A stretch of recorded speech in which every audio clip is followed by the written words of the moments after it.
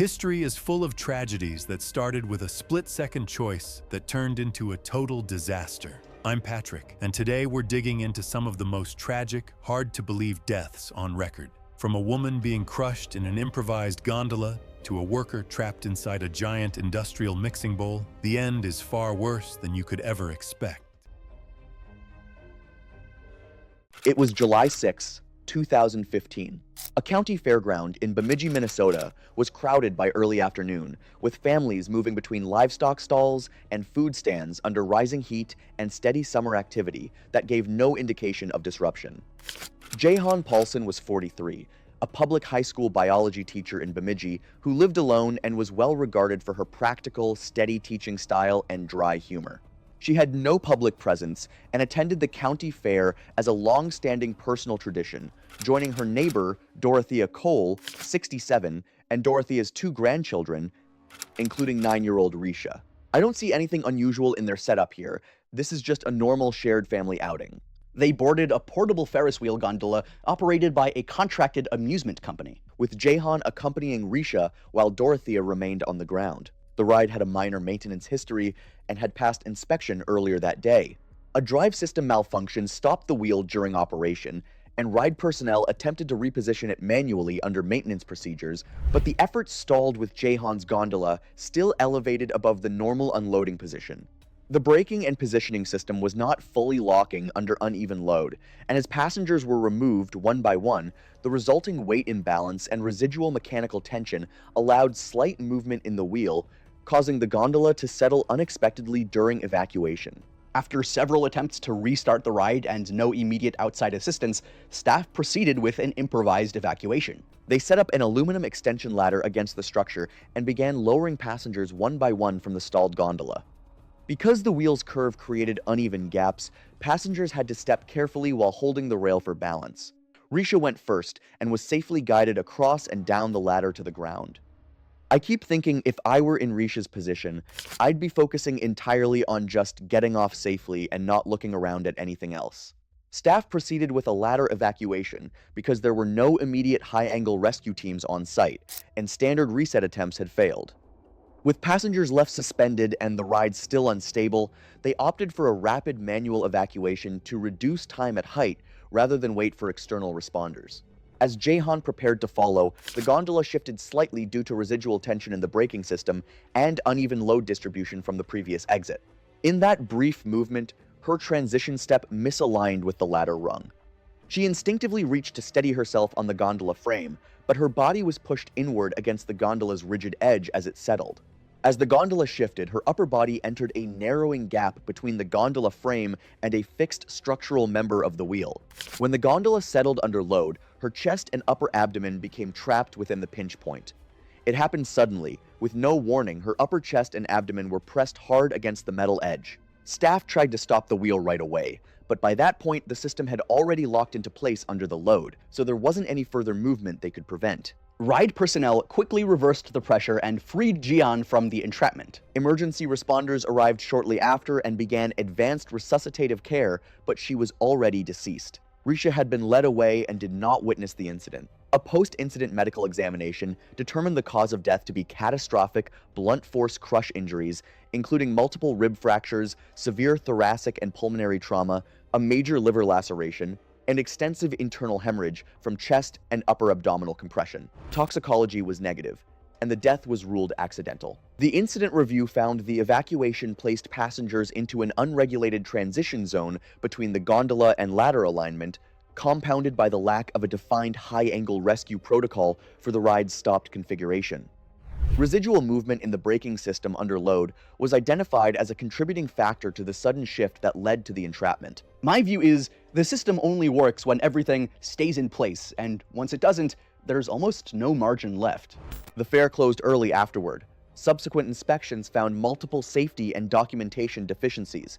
The operator received regulatory citations and later ceased ride operations in the region. Jehan's classroom was renamed in her honor, and former students continued a yearly tradition of leaving flowers at the fairground's entrance. It was April 23, 2017. A decommissioned airstrip outside Tucson, Arizona Wide open tarmac, nothing in the way. The kind of location productions use specifically because of how much space there is to work with. Slate Halstead was 31. Ramp work was his thing. 7 years of it, mostly commercial shoots and automotive campaigns. He wasn't the most well-known guy on the circuit, but he knew that airstrip setup better than anyone else on the crew that day. A ramp jump at this speed lives and dies by the calculation behind it. Launch speed, ramp angle, rider weight, wind, all of it goes into figuring out where the bike lands. What a lot of people don't realize is that a crosswind doesn't just push the bike sideways in the air. It shifts the entire landing position during the descent. At that speed, a few feet of drift is all it takes, and you'd never feel it coming until it's already too late. Rehearsal that morning was calm with no wind and clean conditions. In the hour before the live, take a 12-mile-per-hour crosswind picked up from the southwest. The speed was recalculated, but nobody factored in what that wind would do to the lateral trajectory. The steel barrier at the far end of the landing zone was a set piece that had been there since morning setup, just part of the dressed location,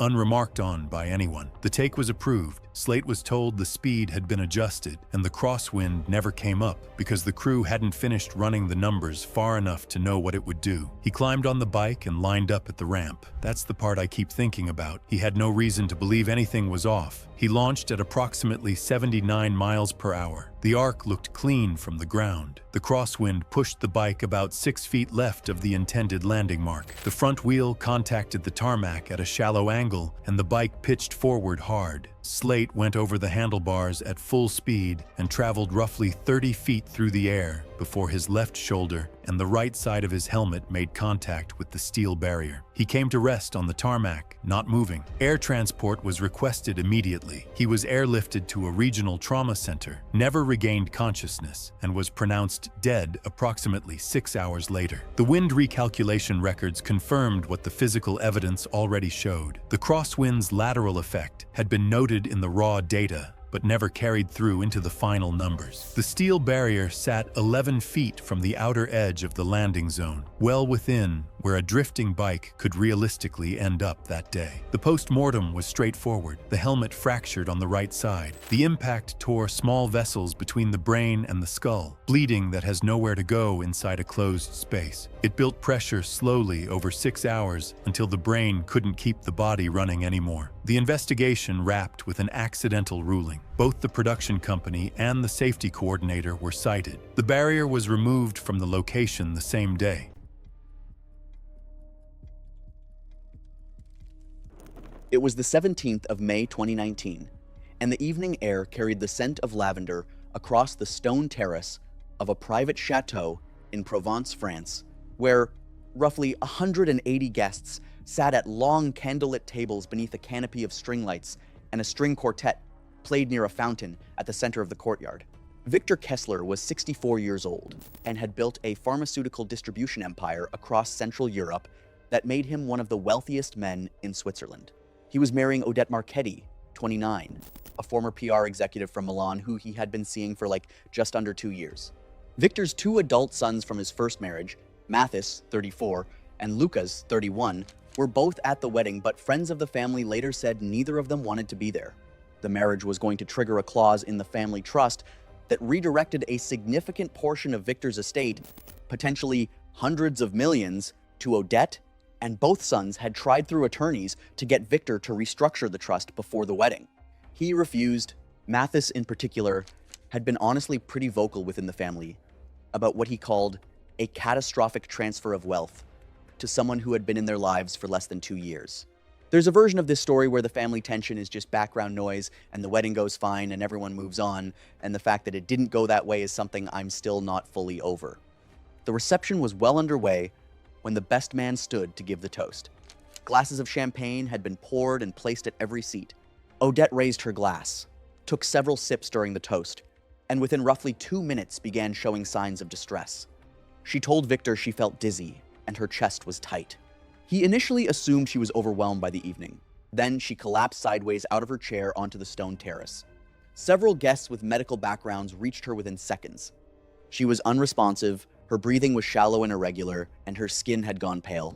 Paramedics were called and honestly arrived within about 20 minutes. She was transported to a hospital in Marseille. Odette died in the early hours of the following morning without regaining consciousness. Initial reports suggested a cardiac event. Then the toxicology came back.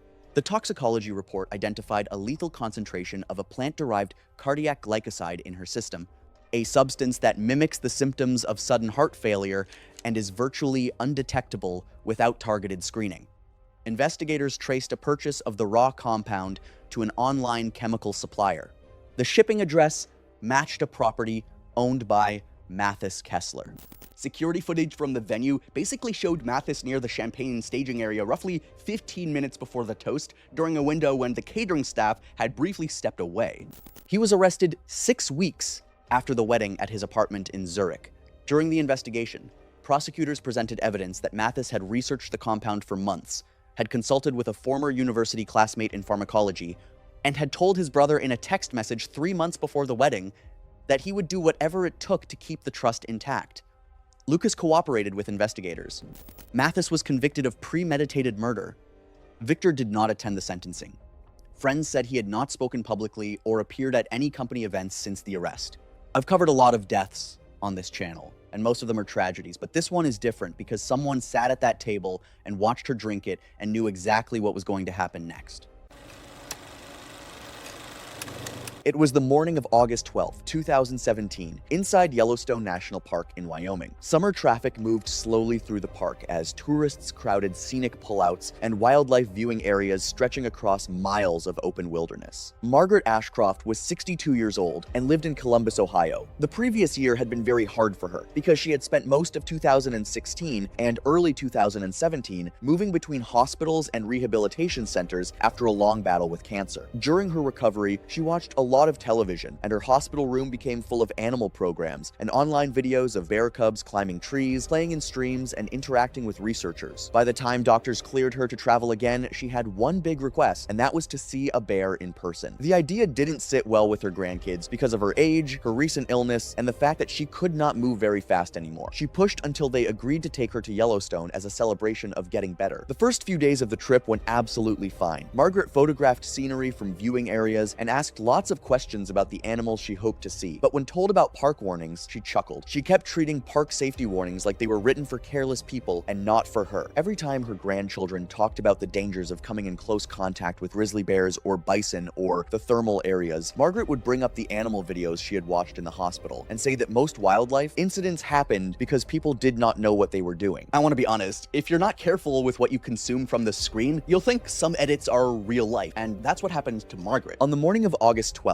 a tire on the family car went flat after they hit a lot of road debris on a less crowded section of road. They pulled into a roadside turnout next to a stretch of forest. There was no cell signal, and they felt stranded. One grandchild decided to stay with Margaret while the other walked down the road to flag down a passing motorist, but after several minutes and there was no success, the first grandchild also left briefly to go help out, believing they would be back within a few minutes and that Margaret would stay in the car. Before leaving, they had warned her not to get out under any circumstances. At this point, Margaret was alone. She sat in the car looking out the passenger window at the tree line. A small grizzly bear cub walked out of the forest and into a clearing near the road. Then Margaret got out of the car. Now remember, this was the moment she had been waiting for. The bear was the reason she took the journey in the first place. This is where it begins to get interesting. She took a small snack she bought for the road, planning to feed it to the bear. A passing hiker saw her walking away from the vehicle toward the cub and shouted at her to get back inside, but she kept going. The cub watched her for a few moments before slowly moving toward the edge of the clearing. Instead of stopping when the animal moved away, Margaret followed it, holding out the snack and telling it to come eat, thereby reducing the distance between herself and a location where an adult bear could be concealed from view. As she got closer, she noticed the cub looking repeatedly toward the trees behind it. Then a deep huffing sound came from the forest. The mother grizzly emerged from the forest and immediately focused on Margaret. She was 62 years old, still weak from cancer treatment, and could barely move quickly under normal conditions. The bear crossed the clearing in seconds and knocked her to the ground with its full weight. It bit down across the back of her neck and shoulder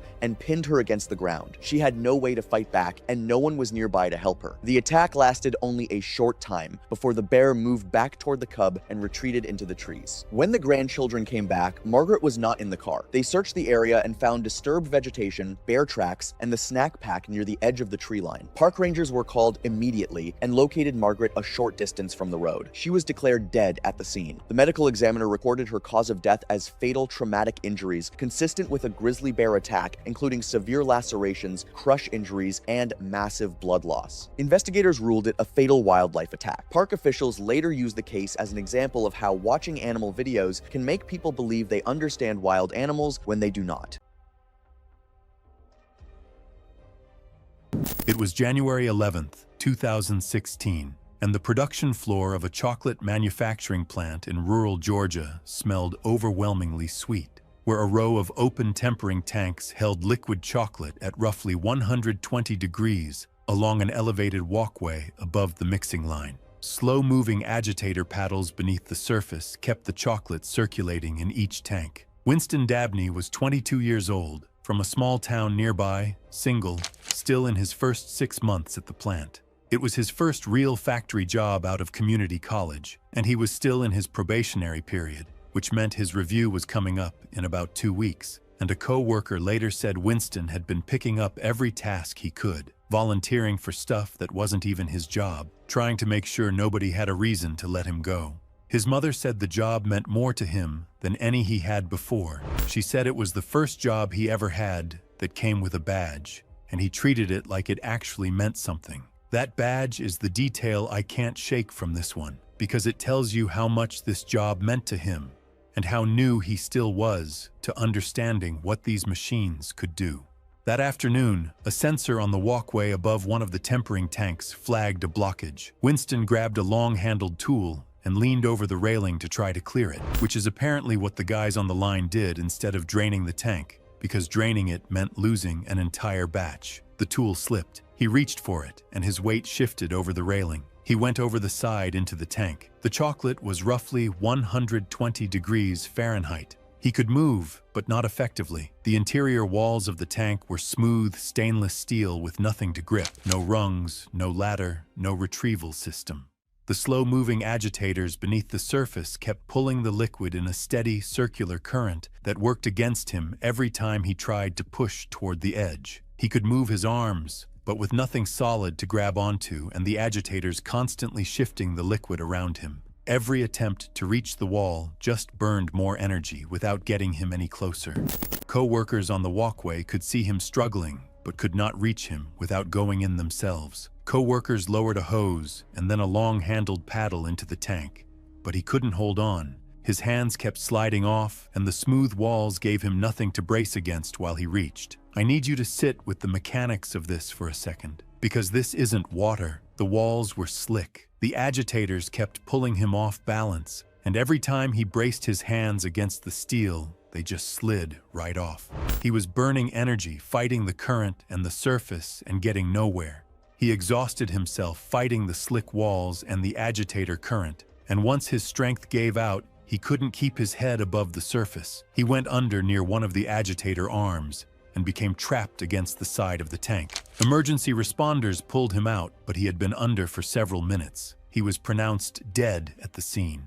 The medical examiner determined the cause of death to be asphyxia associated with submersion and mechanical entrapment in industrial processing equipment. The facility investigation found that the tank system predated newer guarding standards and had been grandfathered in under older facility designs.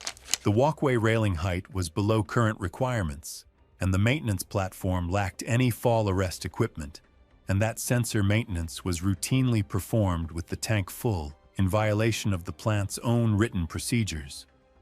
His badge was still clipped to his jacket when they pulled him out.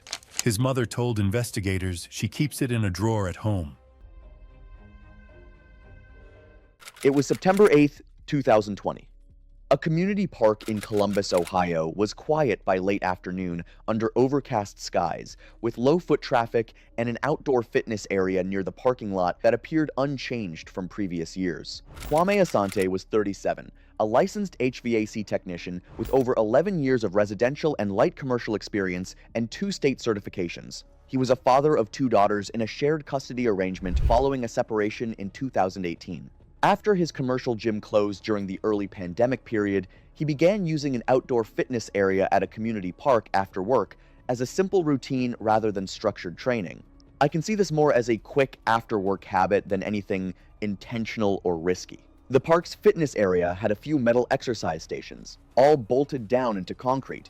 They were originally installed by a private manufacturer that, by that point, had ceased operations, leaving ongoing maintenance responsibility with the municipality. One of them was a standing rotary torso machine, a central post set into concrete with a rotating upper section and side handles for twisting. Maintenance records had noted minor movement at the base over time, initially treated as non-critical. By late 2019, it was placed on a deferred maintenance list due to budget constraints, and no repair work was completed.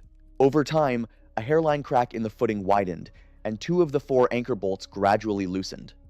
Externally, the unit still appeared stable, but its structural integrity had steadily degraded beneath the surface. Kwame moved through a short sequence of equipment stations before using the rotary torso trainer. Security footage from nearby parking infrastructure later confirmed his presence, though the fitness area itself had no dedicated surveillance.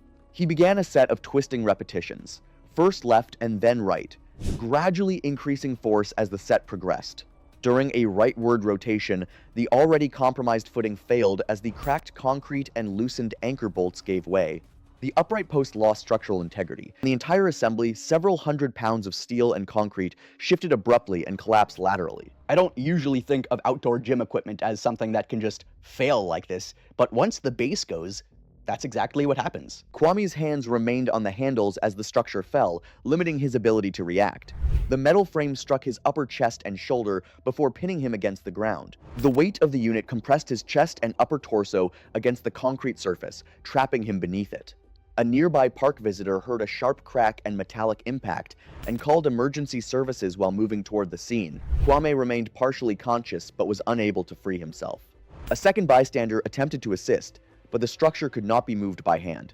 Emergency responders arrived within minutes, used hydraulic tools to lift the equipment, and transported him to a regional hospital where he was later pronounced dead. A post-incident examination determined the cause of death to be traumatic asphyxia with catastrophic blunt force thoracic injuries. Multiple right rib fractures were driven inward, causing lung collapse, while the left lung was compressed. Severe chest compression led to airway compromise and rapid respiratory failure. Additional injuries included fractures to the clavicle, shoulder blade, and cervical spine, consistent with high-force compression. Toxicology was negative, and the manner of death was ruled accidental. The investigation concluded that long-term structural degradation, progressive footing cracks, loosening anchor bolts, deferred maintenance, and unresolved inspection findings directly contributed to the collapse. The unit had remained in service despite known stability concerns and recommendations for repair. Honestly, it stops being about a single moment and becomes about how long a weakened system is allowed to keep running. Following the incident, the city removed multiple aging outdoor fitness installations and introduced stricter inspection requirements, including mandatory engineering reviews for older equipment. A civil settlement was reached with Kwame's family, and his certification plaques were preserved by his mother for his daughters. It was March 4th, 2014, a private animal training ranch outside Simi Valley, California. Large fenced enclosures, professional staff, a facility built around making dangerous animals workable for film and commercial productions. Brooks Farrow was 41 and had spent 14 years working large predators on set. Lions, tigers, the occasional leopard. His job wasn't training.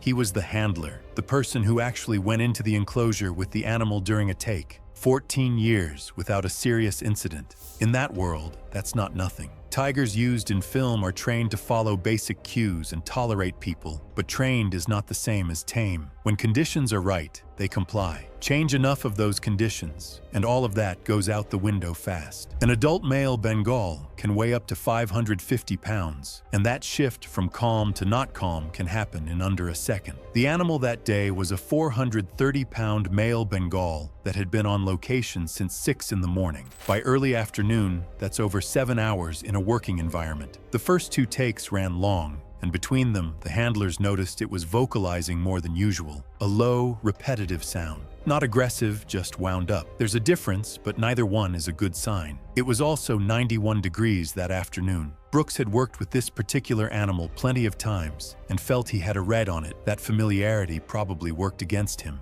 A third take was called, even though the handler team wasn't fully comfortable. The production was behind schedule, and that tends to override everything else. Brooks entered the enclosure on the scripted path. The animal held position for about 11 seconds. It didn't growl, didn't shift its posture. It just took one fast lateral step and was on him. Initial contact on the left shoulder and the left side of the neck at the same time. Brooks went straight down under the weight of it. 430 pounds on top of a person, and there's not much you can do. The animal repositioned its bite twice in the first 30 seconds. The second one was on the throat. Handlers outside hit the air horns immediately, shouting, a non-lethal deterrent round. The animal didn't release for about 40 seconds. When it finally stepped back, Brooks was face up on the dirt, not moving. Blood spread wide across the enclosure floor. The handlers went in and applied pressure to the throat wound. The bleeding wasn't controllable out there. Air transport was called. He was airlifted to a regional trauma center and pronounced dead approximately 55 minutes after the attack. The bite to the throat had torn through the two main vessels on the left side of his neck. They sit close to the surface and carry a large volume of blood. Once opened that severely, nothing applied from the outside was going to be enough. The broken collarbone and cracked ribs were documented, but they weren't the issue.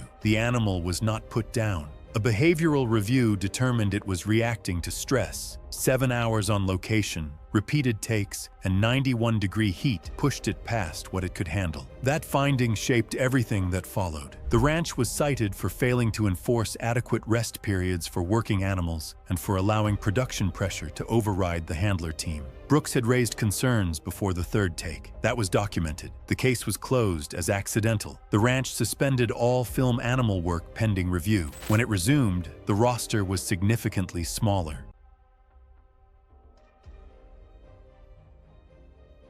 It was the 8th of November, 2016, and the lights of the Miami skyline reflected off Biscayne Bay, 42 stories below, a rooftop terrace where roughly 200 guests danced under a canopy of white fabric, and a DJ booth pulsed near the glass railing at the edge of the building.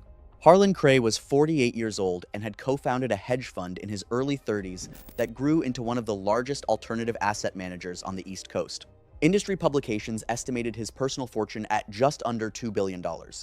He was marrying his girlfriend of 2 years at a penthouse venue he had rented out for the night. His business partner and co-founder, a man named Ellis Fong, who had been with the fund since day one and considered himself an equal architect of everything they had built, was the best man. What guests didn't know was that Harlan had basically been quietly planning to restructure the fund after the honeymoon in a way that would effectively force Ellis out. Ellis had found out about the restructuring plan 2 weeks before the wedding through a junior associate who had seen the draft paperwork. He confronted Harlan privately. Harlan reportedly told him the decision was final. Ellis gave the best man speech that night, and multiple guests later said it was kind of one of the best toasts they had ever heard. Generous and funny and warm, and that detail is the part of this whole story that makes my skin crawl. Roughly an hour after the toast, Harlan and Ellis stepped away from the reception onto a narrow section of the rooftop terrace that was separated from the main party area by a row of planters. 2 guests later said they saw the 2 men walk out together, and that the conversation appeared tense but not alarming. That section of the terrace had a lower decorative metal railing, roughly 30 inches high, that was part of the building's original architecture and hadn't been updated to match the taller glass panels on the main event area. What happened in the next 60 to 90 seconds was genuinely not captured on the venue's security cameras because that section of the terrace was in a blind spot. What the cameras did capture was Ellis walking back through the planter row alone roughly 2 minutes later. Harlan did not come back inside. His body was found on the ground level of the building by a valet who had stepped outside roughly 10 minutes later. He had fallen 42 stories onto a concrete service area behind the building. The initial investigation treated it as an accidental fall. Harlan had been drinking throughout the evening, and witnesses confirmed he appeared intoxicated. The metal railing on that section of the terrace was intact, but significantly lower than the glass panels on the main event area, and investigators noted it sat below the height typically required for occupied rooftop spaces. But homicide detectives basically reopened the case after Harlan's wife retained a private investigator who uncovered the fund restructuring documents and the timeline of Ellis finding out. A former assistant at the fund came forward and told investigators that Ellis had said in a phone call days before the wedding that Harlan was making a mistake he wouldn't recover from. The security footage showing Ellis as the only person near Harlan in the minutes before the fall, combined with the financial motive and the witness testimony, led to Ellis being charged with second-degree murder 14 months after the wedding. He was convicted after a 3-week trial in which his own text messages and the testimony of 3 fund employees were presented to the jury. The fund was dissolved. Harlan's wife received his full share of the assets, which honestly felt like the only part of this story that went the way it was supposed to. Honestly, out of everything in this video, this is the one I think about at 3 in the morning, because he stood up and gave that toast knowing what he was about to do, and every single person in that room believed him. It was the afternoon of July 18th, 2018, inside Yellowstone National Park in Wyoming. Summer crowds moved through the geothermal area as steam drifted across the landscape and warning signs lined the boardwalks. Cameron Reed was 21 and had just graduated from college in Boise, Idaho. He had spent most of his teenage years climbing abandoned structures, jumping from quarry ledges, scaling rooftops, and filming himself doing things most people would walk away from. Skateboarding had been his first hobby, the thing that taught him early on that pushing past the obvious boundary was usually worth it. He had the scars on both knees to prove it, and wore them as evidence that risk was manageable if you just committed. The behavior had almost never ended badly for him, which was the problem. He and 2 friends had planned a summer road trip through several western states. Throughout the trip, Cameron kept crossing barriers and wandering off marked trails because nothing bad ever happened. When he got to Yellowstone, that changed. The group stopped near one of the park's geothermal areas, a section surrounded by elevated walkways and metal railings installed specifically to keep visitors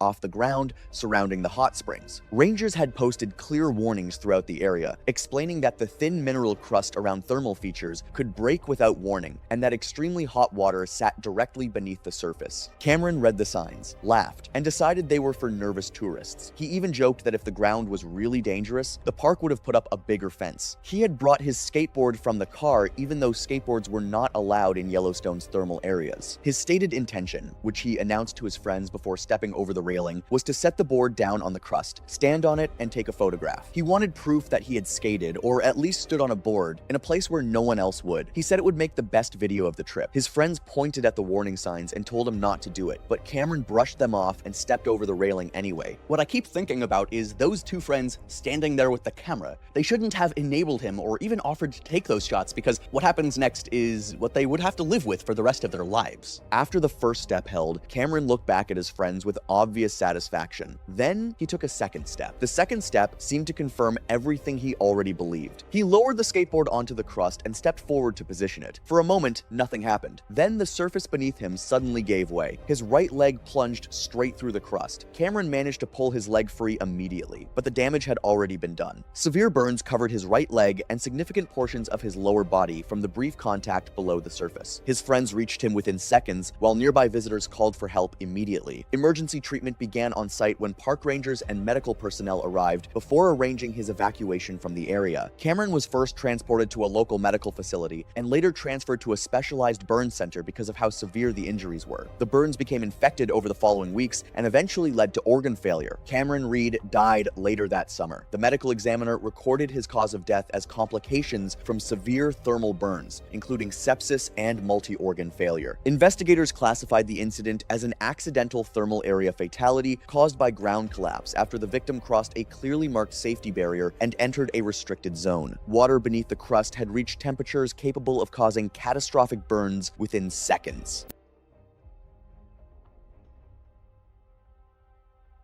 It was February 18th, 2013, and a shift changeover was underway at a seafood processing plant in a small coastal town in Alaska, where the blast freezer units along the back wall held product at roughly -40 degrees. Dagmara Chervik was 38 years old, originally from Slovakia, had lived in the US for 9 years, single mother, with 1 son, age 11. She worked the processing line 5 days a week. She texted her son every single day at 3:15 when his school bus dropped him off, like without fail, every day. and her phone records showed the pattern going back as far as they could pull. On the day of the incident, the 3:15 text was never sent. Her son later told investigators he sat by the door for an hour waiting before his aunt came to get him. He didn't know what had happened yet. He just knew the text didn't come. That missing text is the detail that broke me during research. Because a kid sitting by a door waiting for a message that isn't coming is the quietest version of the worst thing I've ever had to write about. That afternoon, the conveyor line inside the blast freezer jammed. Product was backing up on the processing side. Dagmara entered the freezer to clear it. The door sealed behind her. The interior release latch, which had been reported broken 3 weeks earlier by another employee, did not engage. The repair order had been filed and acknowledged 3 weeks earlier, and nobody came to fix it. The temperature inside was roughly -40, cold enough that exposed skin can freeze within minutes, and fine motor control deteriorates rapidly. Investigators later estimated severe cold incapacitation likely began within the first 20 minutes. She was wearing her standard processing uniform, a thin polyester smock and rubber gloves, not cold weather gear, because the typical freezer entry lasted less than 5 minutes, and nobody suited up for that. It was shift changeover. The outgoing crew assumed the incoming crew would account for her. The incoming crew saw her station empty and assumed she had already clocked out. There was no head count at changeover, and no system for confirming every worker was accounted for. Over 2 hours passed before anyone realized she wasn't accounted for. A supervisor checked the freezer and found her against the door. She was unresponsive. Emergency responders were called, but she was pronounced dead at the scene. I want to be clear about the timeline because it matters. She entered that freezer at roughly 2:40 in the afternoon. The 3:15 text to her son never went out, and she wasn't found until after 5. Over 2 hours in -40 with nothing but a processing uniform. The medical examiner determined the cause of death to be severe hypothermia. Safety investigators found the repair order for the broken latch in the facility's maintenance system. Filed 3 weeks prior, acknowledged by management, never completed. The plant was cited for multiple safety violations. A criminal negligence review was opened because management knew about the latch and just never got around to fixing it. Her son moved in with her sister after the funeral. It was June 12, 2018. The Wasatch foothills outside Salt Lake City were dry and bright under late morning sun, with scattered cloud cover drifting over a popular climbing access area near a narrow canyon trailhead used by both hikers and technical climbers. Darren James Holcomb was 38, a recreational climber with several years of informal outdoor experience, mostly self-guided trips on established routes. He worked in IT support in Salt Lake City and spent weekends hiking and climbing moderate-grade rock faces with friends or alone when schedules didn't align. He was familiar with basic rope systems and top rope setups, but had no formal certification or guiding experience. That morning, he arrived at a mixed-use climbing area where a fixed anchor had already been installed in the rock face for recreational use. It had been worked on a few weeks earlier after some minor wear was noticed, and a maintenance crew had replaced one of the bolts. When I hear that it was just replaced, I don't take it as automatically safe. I've seen too many cases where the rock underneath is the real problem. Everything matched the right specs, at least on paper. But the rock itself had hidden fractures underneath the surface that weren't visible from the outside, so the bolt never fully seated into truly solid rock. Darren set up a top rope solo system using the fixed anchor point at the top of a short but exposed root, relying on a self-belay configuration designed to feed rope through a progress capture device as he ascended. Conditions were stable with dry rock and light wind. He completed his safety checks and began ascending the face at a controlled pace, using standard movement techniques and resting intermittently on ledges along the route. As he neared the upper section, the load on the anchor system increased due to rope angle and body position relative to the overhang. The hidden fracture zone within the rock face began to propagate under sustained tension, gradually shifting micro-movements into structural instability at the anchor point. While Darren was transitioning from a handhold to a higher ledge, the anchor assembly experienced sudden failure. The bolt pulled free from compromised rock, and the entire load shifted instantly. And it's never gradual. When it finally goes, it's just gone. The anchor just gave way completely, and the fixed point he was relying on was gone in an instant. The rope, which had been running through his self-belay device as he climbed, suddenly went slack and lost any real tension control. From there, it just started running freely, and the device didn't have time to catch anything before everything was already moving too fast. A self-belay system still relies on a solid anchor above. Once the anchor pulled out of the rock, there was nothing left for the device to work against, and the entire system failed at the same moment. He fell from a height of approximately 30 to 40 feet, with uncontrolled rope slack allowing a brief pendulum effect against the rock face before he dropped to the base of the formation. The lack of an effective top anchor meant there was no meaningful energy absorption before ground impact. Nearby climbers heard the sudden release and impact, and called emergency services immediately. A group on a nearby route reached him within minutes and initiated assistance, but injuries were immediately catastrophic and non-survivable. He was pronounced dead at the scene. When people are already on the wall, they're usually the first ones there, way before any responders can even get close. A post-incident examination determined the cause of death to be severe blunt force trauma and internal injury consistent with a high-energy fall onto rock, including multiple spinal fractures, thoracic compression injuries, and severe traumatic brain injury. Toxicology was negative, and the manner of death was ruled accidental. The investigation concluded that the anchor failure resulted from concealed geological fracturing within the rock formation, combined with load transfer stress that exceeded the compromised rock's structural capacity. The replacement bolt itself was found to be correctly installed, but the surrounding substrate was deemed unsuitable for sustained climbing loads. Following the incident, access to the route was permanently closed, and additional geological assessments were ordered across similar climbing areas in the region. Fixed anchor placements in comparable formations were later reevaluated under stricter geological stability criteria.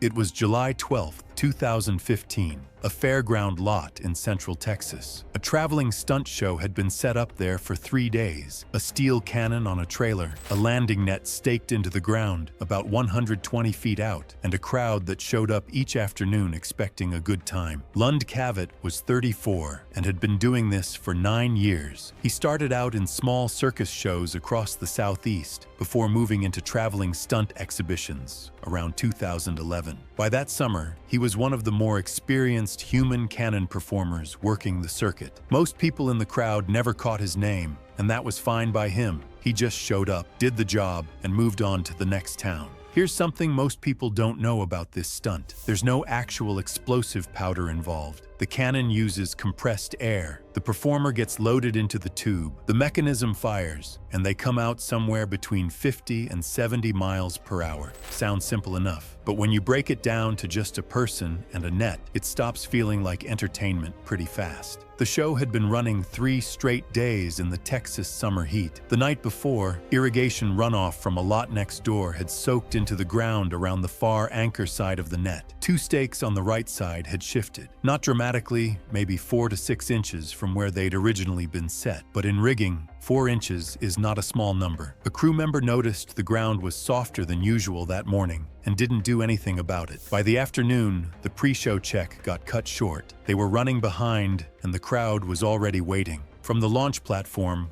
120 feet out, a slack net looks the same as a tight one. Lund did his check from up there, and nothing stood out. The launch was at around 3:40 in the afternoon. He came out of the tube at an estimated 62 miles per hour. Every crew member present later said the arc looked completely normal. Nobody saw anything wrong until the last half second. He hit the net slightly right of center. The right side didn't catch him. It folded. The shifted stakes had bled enough tension out of that side that instead of absorbing the impact, the net just gave way. His body rolled hard off the right edge and hit the ground, compacted dirt and gravel, right shoulder first, then his head. He bounced once, came to rest about 8 feet from the net's edge, face down, not moving. 2 crew members got to him within seconds. He was still conscious. He stayed that way for about a minute and a half before he went out. He didn't come back around after that. Emergency services arrived 11 minutes later. He was taken to a regional medical facility and pronounced dead about 40 minutes after arrival. The review confirmed what everyone already suspected. The 2 right side stakes had shifted enough that the net couldn't do its job, and the soft ground had been noticed that morning and left alone. Nobody caught it before the show went on. The examiner's findings came back clean and simple. The net contact left nothing significant. Everything that killed him came from the ground. The case was ruled an accident. No charges were filed. The show canceled its remaining dates. The rig went into storage, and as far as anyone could tell, it never came back out.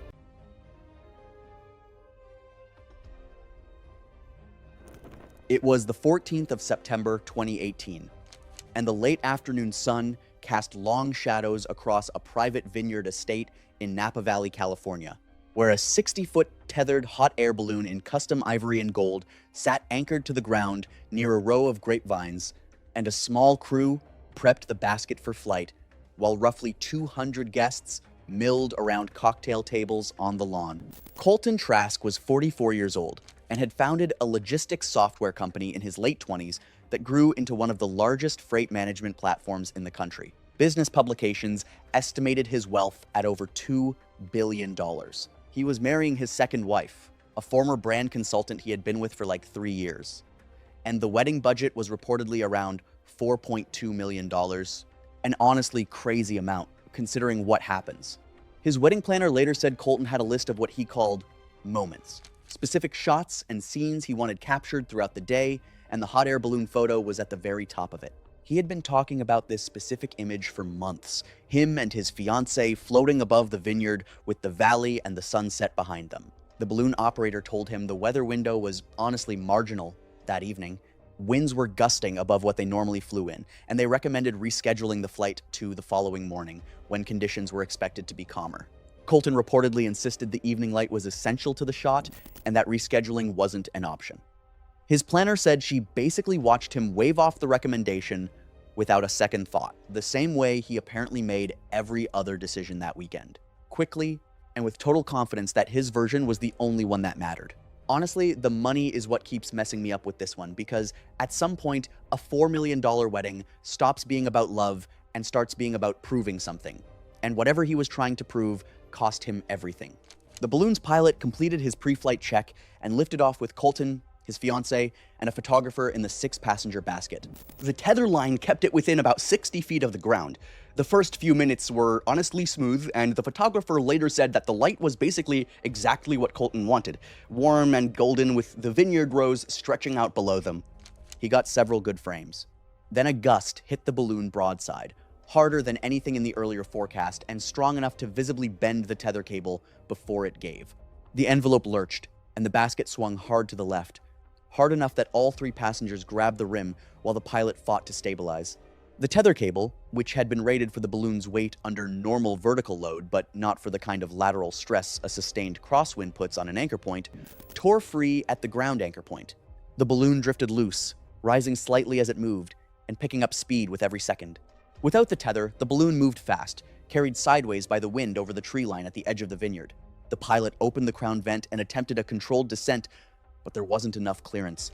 The basket caught in the upper branches of a stand of mature oaks roughly 300 feet from the launch site. The impact tipped the basket nearly sideways. Colton, who had been standing and leaning over the basket edge for a photo at the exact moment of contact, was thrown out. He fell roughly 40 feet onto the sloped vineyard ground below. His fiancée and the photographer managed to hold onto the basket frame and just stayed there suspended in the canopy of the tree. Guests on the lawn saw the balloon drift, and several called 911 simultaneously. Emergency crews arrived within about 12 minutes. Colton was found on the slope unresponsive with visible head and chest injuries. He was airlifted to a regional trauma center where he later died from his injuries. The medical examiner determined the cause of death to be multiple blunt force injuries consistent with a fall from significant height. His fiancée and the photographer were extracted from the tree by a ladder crew roughly 40 minutes later and treated for minor injuries at the scene. The local aviation authorities basically reviewed the operator's procedures and the tether system that failed. The estate banned aerial attractions for all future events. His fiancée did not give any public statements.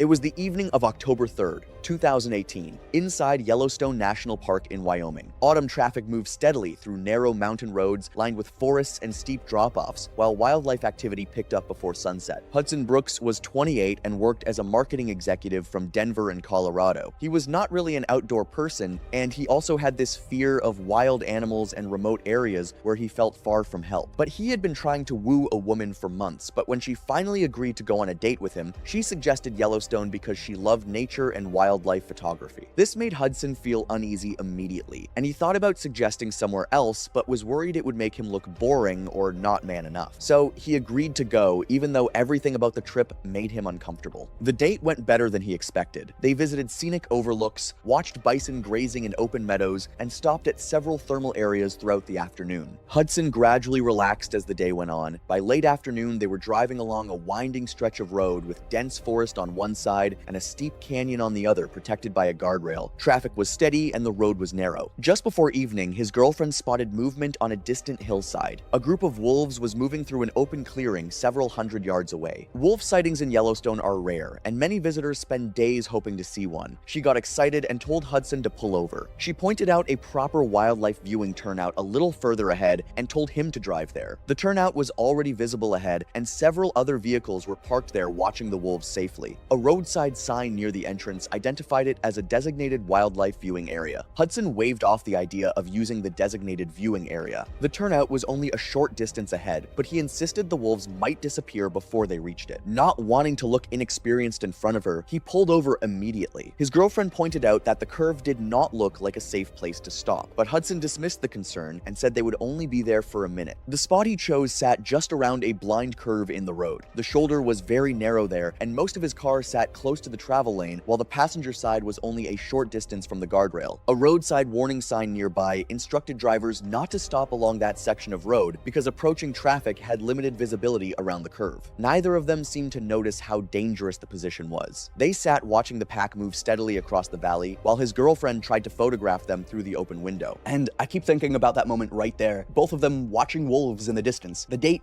going well, neither of them had the common sense to think that there could be more people coming towards the same direction. A camper van came around the curve from behind. The driver saw Hudson's car partly blocking the road and had almost no time to react. He turned sharply to avoid it, but the van still hit the back corner of Hudson's car very hard. The crash made the car spin sideways and slam into the guardrail. That part of the road was above a very steep drop. The car hit the guardrail at a bad angle and with enough force to bend it. The car then went over the edge and fell into the canyon below. The camper van stayed on the road and came to a stop further ahead. Other drivers on the road called emergency services immediately. Park rangers, rescue teams, and medical personnel all responded to the scene, but the fall was not survivable. Hudson Brooks and his girlfriend were both pronounced dead at the scene after the car came to rest far below the road. The medical examiner recorded both deaths as fatal traumatic injuries consistent with a high-impact vehicle collision and fall from height. Investigators later concluded the crash happened because Hudson stopped in an unsafe spot near a blind curve instead of driving to the designated viewing area his girlfriend had already pointed out to him. The wolves continued walking through the valley and disappeared into the trees without stopping.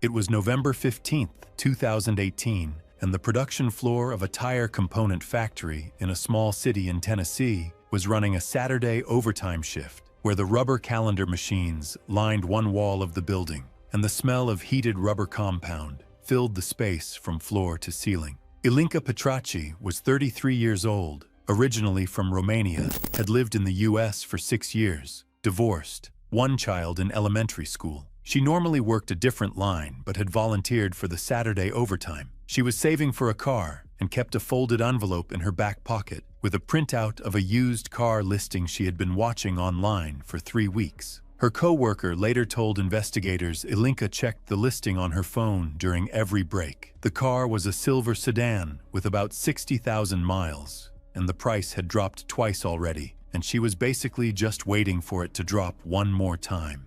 That envelope is what stayed with me, because it means every extra shift and every overtime hour was pointed at one specific thing, and she was covering someone else's machine to get there faster.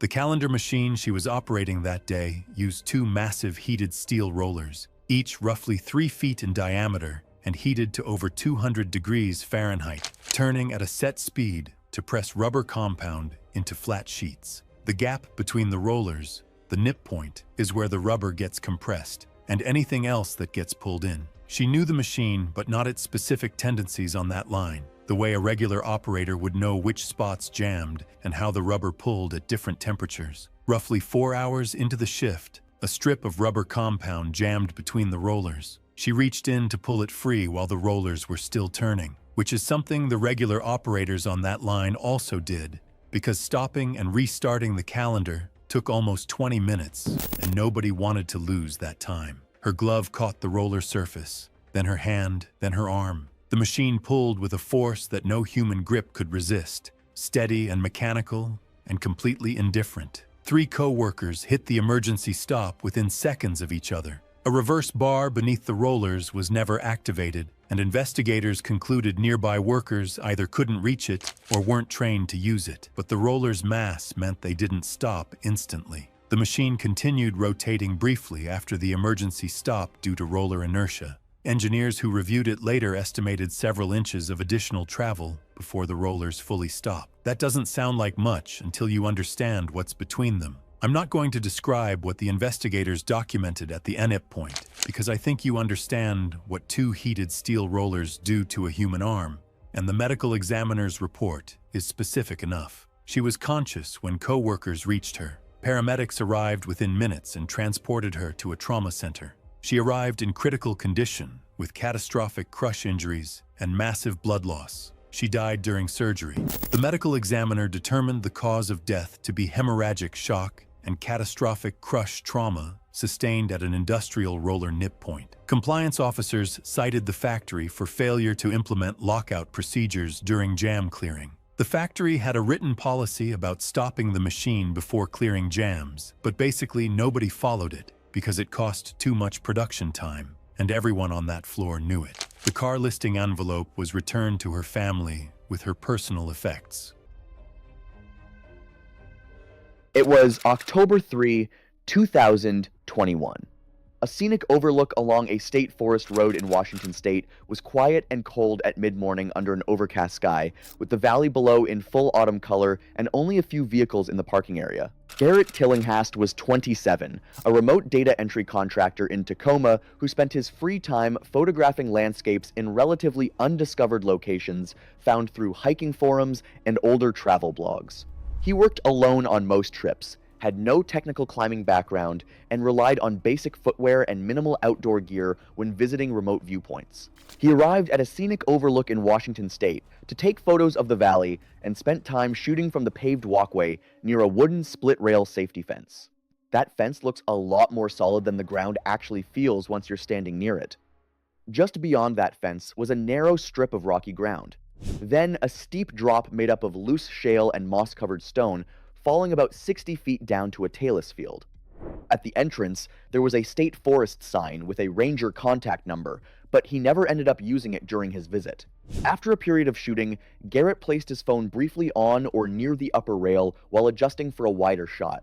It slipped over the barrier and came to rest on the narrow ledge beyond the fence, landing face up on damp rock. He saw it from the walkway side.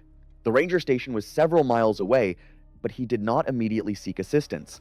After a brief pause and a visual assessment of the distance and terrain, he decided to retrieve it himself. He crossed the wooden rail by stepping over it using the lower rail for partial support, lowering himself onto the far side and placing his weight onto the narrow rocky strip. The surface was slick with moss and lichen, and his footwear provided little traction. He held the upper rail for balance while reaching for the phone. He managed to pick it up and secure it in his jacket pocket. As he began to straighten up to return to the walkway, his footing shifted. His left foot slipped, and his body was pushed outward off the ledge. He grabbed the railing with both hands, but ended up hanging on the outside of the barrier, with his feet sliding down the steep slope below the walkway. The way the rail and the slope were shaped just made it impossible for him to get solid footing again. And problem is, once you're outside a barrier like that on uneven ground, even a small shift in weight can be enough to take away any real chance of regaining balance. He remained suspended for a short period under strain, calling for help, but the overlook stayed empty. Eventually, his grip failed, and he fell down the rocky slope, tumbling approximately 40 to 50 feet before striking a basalt outcropping and continuing into the talus field below. A family arriving later contacted emergency services. Responders located Garrett unresponsive at the base and pronounced him dead at the scene. His phone was recovered from his jacket pocket, and his camera remained on the walkway where he had left it. What I notice is how quickly the place feels isolated once I'm just a few steps past the barrier. It goes from public and open to feeling completely cut off. A post-incident examination determined the cause of death to be multiple blunt force traumatic injuries from a fall onto rocky terrain with a secondary impact against a basalt outcropping. The first impact caused catastrophic head trauma, including a comminuted skull fracture and extensive intracranial hemorrhaging involving both cortical and deep structures, with severe traumatic brainstem injury consistent with rapid loss of neurological function. The subsequent descent caused additional fractures to the wrist and hip, extensive lacerations, and soft tissue injuries consistent with uncontrolled movement during the fall. Toxicology was negative, and the manner of death was ruled accidental. The investigation concluded the incident began when he crossed a protective barrier to retrieve a dropped item from an unstable ledge above a steep slope, resulting in loss of traction and inability to return safely to the walkway. The overlook was temporarily closed and later upgraded with additional barrier fencing and signage, instructing visitors not to cross beyond the rail and to contact park services if items fall into restricted areas. Garrett's photography blog remains online, and his final post continues to receive occasional visitors. It was September 14, 2014, a condemned commercial building on the outskirts of Memphis, Tennessee. A film production had been using the structure for a partial demolition sequence. One exterior wall and a section of the roof rigged with timed charges for a controlled collapse on camera. Drake Stutwell was 38 and had 10 years in the stunt industry, with a secondary background in pyrotechnic assistance. He had worked controlled demolition sequences on 3 prior productions. Timing protocols, evacuation windows, communication chains. He knew how all of it was supposed to work. That's a pretty rare combination on any production. A stunt performer who actually understands the explosive side of the work. Something worth understanding about how demolition sequences are run on a film set. The performer is given a hard evacuation window, typically between 30 and 45 seconds, between the final cue and detonation. That window exists because it accounts for the time needed to physically exit the structure and reach a safe distance. The most dangerous thing in a close-range detonation isn't the fire or the debris, it's the pressure wave. It moves faster than anything physical and hits the body before anything else even gets there. The radio channel the pyrotechnic team was using that day overlapped with a secondary production channel. It had caused broken communication twice already that day, and the channel hadn't been changed. Drake's evacuation cue wasn't delivered directly from the pyrotechnic lead either. It went through a third crew member first. That relay added roughly 6 seconds to the cue. The detonation timer had already been armed, and once it was armed, nobody could stop it remotely. Drake was still 18 feet inside the building with no idea the relay hadn't reached him clean. He was moving toward the exit when the charge went off. The blast hit him while he was still about 9 feet inside the structure. The pressure wave from a detonation that close doesn't feel like sound or heat. It's more like getting hit by something invisible at full force. He was thrown about 12 feet into an interior wall. Chunks of concrete and steel rebar came down right after. A piece of rebar caught his upper back and right shoulder on the way down. Part of the roof came down about a second later and landed within 3 feet of where he was. Crew reached him within 2 minutes. He was face up, conscious but unable to move, partially covered in debris. He was transported to a regional trauma center, arriving conscious but deteriorating. He died approximately 3 hours after the incident. The radio interference was confirmed in the post-incident review. The relay delay was logged at 6.3 seconds, enough to have made the difference between clearing the structure and not. The preset timer was flagged as a design flaw for sequences involving personnel still inside at cue time. Drake survived long enough to be imaged at the trauma center, and that's how the full picture came together. The pressure wave had torn the main artery leading out of the heart. Blood was filling his chest from the inside, and there was no surgical fix available in that window. The rebar strike had also broken his spine at the mid-back level, which is why he couldn't move after the blast. The artery was the thing that ended it. The spinal injury was almost secondary by that point. The pyrotechnic lead and relay crew member were both cited. The case was ruled accidental, Every remaining demolition sequence was pulled from the schedule, and direct radio contact between the lead and the performer became the only accepted protocol going forward.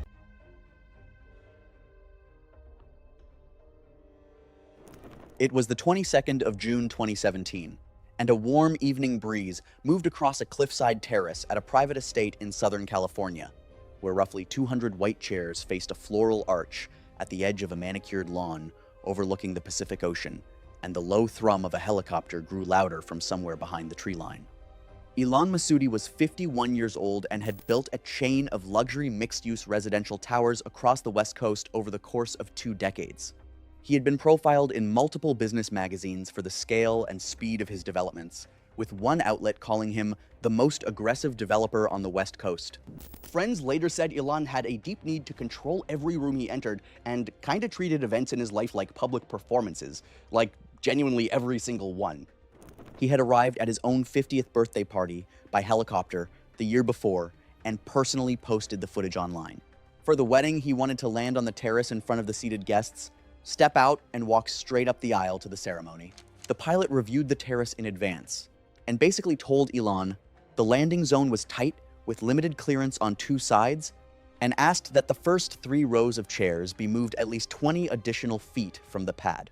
Ilan reportedly argued the guests needed to be closer for the entrance to have the intended effect. His event coordinator later said she tried to back the pilot up, but Ilan had already moved on to the next item on his checklist. Once something works the first time, you basically never question it again. And honestly, that scares me more than any of the reckless stuff in this video, because at least reckless people know they're taking a chance. The helicopter came in low over the ocean and banked toward the terrace. The approach was dramatic. Exactly the kind of entrance Ilan had choreographed. It touched down on the pad, and the downwash blue napkins and floral arrangements off the nearest tables, sending a wave of wind through the front rows. Guests cheered, and several stood up from their chairs. Witnesses later said a bunch of guests had already started standing and moving toward the aircraft, despite the event coordinator calling out for everyone to just stay seated. Ilan stepped out on the ceremony side and started walking toward the aisle, but several guests had already left their chairs and were moving toward the helicopter from the front. Rather than push through them, he veered right to walk around the tail side of the aircraft. The main rotor was winding down overhead, but the tail rotor at the rear of the fuselage was still spinning at speed, lower to the ground and far less visible than the main blades. A gust of wind caught the unbuttoned edge of his suit jacket, and he turned his body to grab it, stepping sideways directly into the arc of the tail rotor. 2 guests who were closest later said they saw him turn, and then there was a sound they could not describe and would not attempt to. The tail rotor caught him across the upper back and neck. The injuries were instantaneous and catastrophic. He collapsed on the terrace roughly 8 feet from the front row of seated guests. The pilot initiated an emergency shutdown. Several guests with medical backgrounds reached Ilan within seconds, but there was genuinely nothing anyone could do. Emergency services were called from multiple phones. Paramedics arrived within about 10 minutes, but the injuries were unsurvivable. Ilan was pronounced dead on the terrace in front of the guests who had come to watch him get married. The medical examiner determined the cause of death to be catastrophic lacerating trauma to the upper thorax and cervical spine from high-speed rotor contact. The pilot was cleared after the investigation confirmed he had followed standard shutdown procedure, that his communication with Ilan about the landing zone was documented, and that investigators found no mechanical fault with the aircraft. Investigators noted the proximity of the guest seating to the landing zone as a contributing factor. The estate permanently banned helicopter landings for private events. Wedding footage from, a guest's phone circulated briefly online before the family's legal team had it taken down. It was the morning of September 28, 2015, inside Yellowstone National Park in Wyoming. Cool autumn weather had settled over the backcountry as the tourist season wound down and remote trails grew quiet with only occasional hikers passing through. Javier Castillo was 31 years old and worked as a warehouse operations manager from Spokane, Washington. He liked camping and hiking and thought of himself as someone who could handle rough conditions that made other people give up. Friends complained that over time that attitude had become something harder to manage. He disliked liked changing plans and had a habit of treating outdoor problems as things people made worse by overreacting. His wife had spent most of the previous year building a small business from scratch, working late nights and weekends to keep it going. When she finally landed her first big client in September 2015, Javier planned a surprise Yellowstone trip to celebrate. He wanted to take her through some of the more remote parts of the park that most visitors never reached. The route he chose covered several days of hiking through isolated backcountry far from roads and ranger stations. The first day went fine. On the second day, Javier developed sharp stomach pain, but assumed it was something he had eaten. His wife suggested turning back while help was still easy to reach, but he refused. By that evening, the pain was much worse, and he could barely eat. When his wife suggested ending the trip again, he refused, saying he had already spent money on permits and supplies and was not going home over what he called a simple stomachache. I want you to keep this in mind. She suggested turning back on day 2, and I think about her making that suggestion and being told no and still having to keep hiking alongside him. The next morning, the pain was still there. He struggled to stand up straight and kept stopping while hiking. His wife offered to carry more of his gear and asked again to turn back. He said no each time. At one point, he climbed over a fallen tree blocking the trail instead of walking around it and doubled over from the pain. He told her he was fine and kept going. By that evening, he was visibly uncomfortable just sitting still. On the fourth morning, he could barely walk. His wife argued hard that they needed help immediately. Javier resisted most of the day before finally admitting something was seriously wrong. Even after admitting the pain was severe, he initially suggested resting for a few more hours instead of turning back, hoping it would somehow improve on its own. By then, he could no longer hike out himself. His wife left before sunrise to hike back to where she could reach help, leaving Javier in the tent with food, water, and sleeping gear. The hike took hours. Rangers were contacted immediately and organized a rescue team. Because the campsite was deep in Yellowstone's remote backcountry, reaching it required a long hike over difficult terrain. Darkness was approaching, so rangers completed the final approach at first light the next morning. Overnight, Javier's condition worsened dramatically. He became confused and struggled to stay awake as infection spread through his body. Rangers found him unconscious in the tent on the morning of the 5th day and evacuated him. He had been suffering from appendicitis throughout most of the trip. During the 4th night, his appendix ruptured, allowing the infection to spread through his abdomen. Emergency surgery was performed to remove the ruptured appendix and treat the infection, but the damage was already too far advanced. Javier Castillo died the following day from septic shock and organ failure. The medical examiner recorded his cause of death as septic shock and multiple organ failure resulting from a ruptured appendix complicated by days of delayed treatment in a remote wilderness environment. If only he turned back, things would have been better. It was June 3rd, 2019, and the end-of-shift buzzer had just sounded at an automotive parts coating facility in a small town outside a manufacturing hub in Michigan, where the paint booths along the east wall ran ventilation systems that pulled solvent vapor out of the air during every spray cycle. Orville Meacham was 54 years old, married 30 years, had 3 adult children, lived in the same town his whole life. He had worked the paint line for over 20 years. He was about 18 months from retirement, and honestly, everyone at the plant knew it because he talked about it all the time. He kept a countdown on a sticky note inside his toolbox lid, days to retirement, and updated it every morning with a pen from his chest pocket. His wife found the toolbox in his truck after the incident. The sticky note read, 547. The countdown wasn't about leaving work. It was about having time, and that's the detail from this story I spent the longest with. Months before the incident, management had reduced the ventilation system's operating capacity in the paint booths to lower electricity costs. Orville had raised it with his supervisor at least 3 times over the preceding months, according to co-workers who were present for 2 of those conversations. His supervisor told him it had been reviewed, and it was fine. He stopped raising it. 18 months from retirement. Not the time to push. That evening, end of shift, Orville was cleaning spray guns inside the booth. Solvent vapor had accumulated throughout the day in the reduced ventilation environment. Investigators believed a spark from a non-rated electrical component near the booth entrance ignited the vapor cloud. The booth became a fireball in under a second, and the initial pressure surge and heat distorted the booth door enough that co-workers struggled briefly to force it open. And even a few seconds inside, that is everything. Co-workers pried the door open within seconds and pulled him out onto the factory floor. Sections of his synthetic work clothing had fused to his skin. A co-worker who helped carry him later told investigators the smell was something he couldn't get out of his head for months. 547 days on a sticky note, and a spark took every single one of them. He was airlifted to a regional burn center with full-thickness burns across most of his upper body. His condition deteriorated rapidly. He died 2 days later.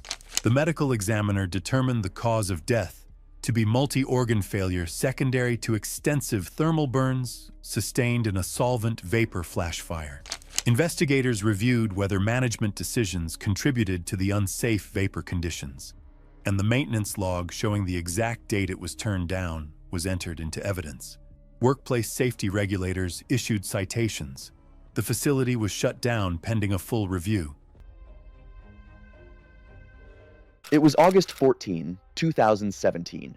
Memphis was already warm that early in the morning, with that heavy air that just kind of hangs over everything in the Crosstown warehouse district. The rooftops and service structures were still quiet, like the whole area was waiting for the day to start. Jedrick Busio was 24. He worked as a shipping coordinator at a regional freight company and grew up in Whitehaven. In his free time, he got into parkour mostly self-taught from online videos in his early 20s. He usually ran alone on weekends, sometimes with a close friend. He'd also filmed some of his rooftop routes for a small video channel he ran with a modest following. No sponsorships, no formal training, just him doing it on his own.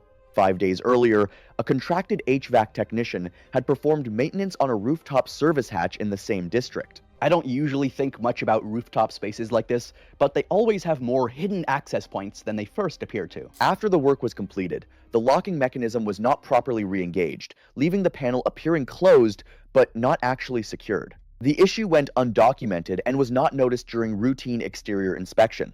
Jedrick arrived in the area shortly after sunrise after spending the night editing prior footage.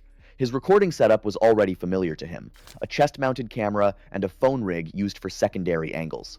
Security footage later confirmed he moved across the building access points with routine confidence, following a rooftop path he had used many times before. However, this particular hatch had recently been serviced and sat flush with the roof surface, making it indistinguishable from the surrounding maintenance panels. Nothing about its appearance suggested any immediate hazard. On the northeast section of the rooftop, he transitioned into a short approach run across a gravel-covered stretch leading toward clustered mechanical units. The hatch appeared fully secured as he reached it at speed, and his lead foot landed directly on it. This is the kind of detail that feels completely harmless right up until it isn't.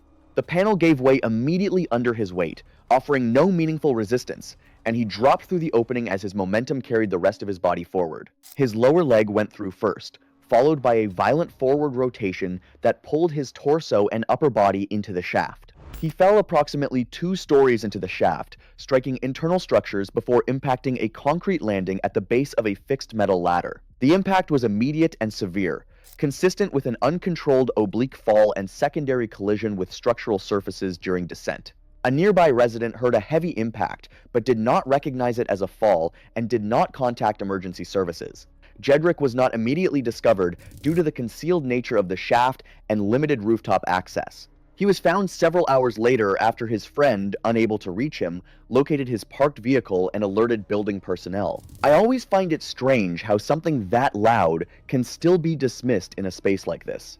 A post-incident medical examination determined death from catastrophic head and torso trauma consistent with a fall onto concrete, including a fatal skull fracture with extensive intracranial hemorrhaging, multiple rib fractures with associated internal organ damage, and severe fractures to the extremities. There was no survivable interval, toxicology was negative, and the manner of death was ruled accidental. The investigation identified an unsecured rooftop hatch as the primary contributing factor, with the locking mechanism not fully re-engaged following prior maintenance. Additional factors included the absence of redundant securing measures and a lack of documented post-maintenance inspection. The managing company later settled civil claims out of court, and maintenance protocols were revised to require stricter lock verification and secondary securing systems for rooftop access points in similar facilities. The recovered footage was returned to his family through legal channels and not officially released, though it circulated informally online, while his channel remained active in name only as viewers preserved his uploaded runs. It was June 3rd, 2016, a working rodeo facility outside Tulsa, Oklahoma. A film production unit had embedded within the grounds to shoot a bull riding sequence using real rodeo stock, actual bucking bulls, not trained film animals. The arena was active, the crew was set up along the rails, and the shoot was ready. Mercer Vane was 27 and had competed in rodeo circuits for 4 years before transitioning into stunt work. Bull riding was the one area where his rodeo background gave him a direct professional edge. He wasn't widely known in the stunt industry. He was brought in specifically because of his riding background. This was his second production involving live bull work. What makes rodeo bulls different from every other animal used in film work is that they are not trained. They are working bucking stock, selected and bred specifically for aggression and explosive movement. A bull in a chute before the gate opens is already wound up. Once a rider is thrown, the animal does whatever it wants. Some disengage and move away, some turn back. A mature bucking bull weighs between 1,500 and 1,800 pounds, and a horn strike at full drive delivers force comparable to a low-speed vehicle impact, concentrated into a surface area the size of a fist. The bull assigned to the sequence weighed 1,650 pounds and had 3 prior incidents of turning back on downed riders. That history was in the animal contractor's own records and never made it to the stunt team. Only 2 rodeo protection personnel were in the arena. The standard for an animal like this is 3. Mercer had never ridden this specific bull before, and his rope hand wrap was tighter than it should have been going into the chute. That's 4 things working against him before the gate even opened. The gate opened, and the bull came out hard, immediately going into an aggressive left-hand spin. Mercer was thrown at approximately 2.3 seconds, well short of the scripted 8. He landed on his right side,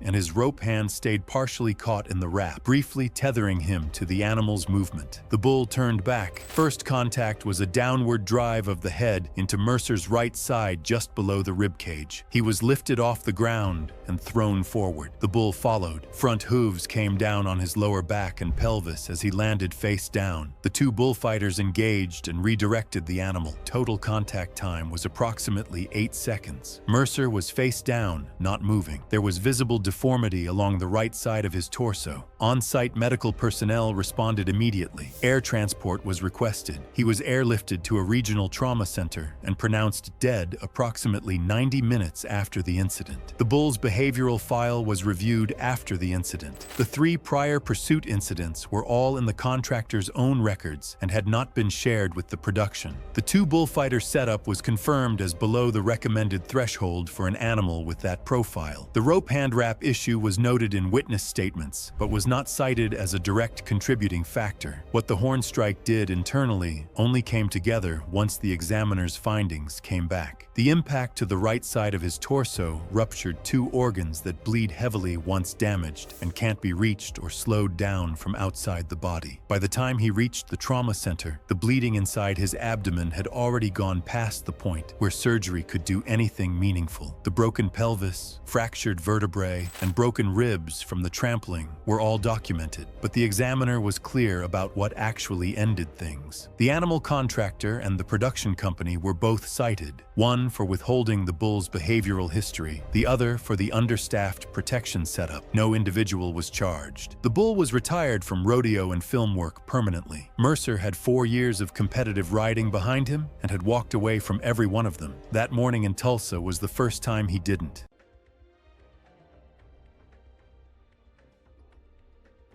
It was the 3rd of October 2014, and a light rain had started falling across a country estate in the Cotswolds region of central England, where a gravel drive lined with hedgerows curved through the property, past a stone bridge over a narrow stream, and up to a Georgian manor house lit from every window with warm light and the faint sound of a band playing inside.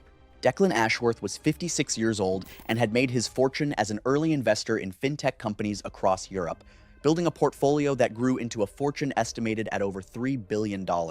He was marrying at his family's estate, the same property where his parents had married decades earlier, and friends said he had planned every detail of the evening around the property's history and traditions. The departure was kinda supposed to mirror his parents' wedding photos, the couple driving away in the same car down the same gravel drive.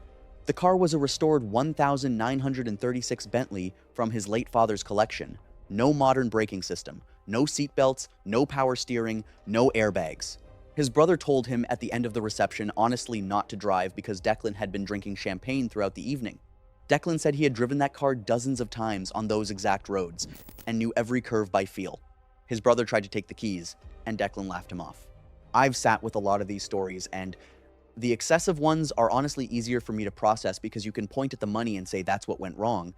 But this one was just about a guy who wanted to do what his dad did, and I don't have a clean takeaway from that. Declan and his new wife climbed into the Bentley while guests lined both sides of the gravel drive and waved sparklers in the rain. Someone had tied tin cans to the rear bumper. He pulled away from the manor and started down the gravel drive at what witnesses described as a moderate pace that picked up speed as the car moved downhill. The road was a narrow, single lane, barely wide enough for the Bentley, with low stone walls on both sides that had been there for over a century. There were literally no streetlights, no reflectors, no markings, and the gravel surface was now slick from the rain that had been falling pretty much the entire reception. The sharpest curve on the property was just before the stone bridge over the stream, roughly a quarter mile from the house. Declan entered the curve too fast for the vintage braking system.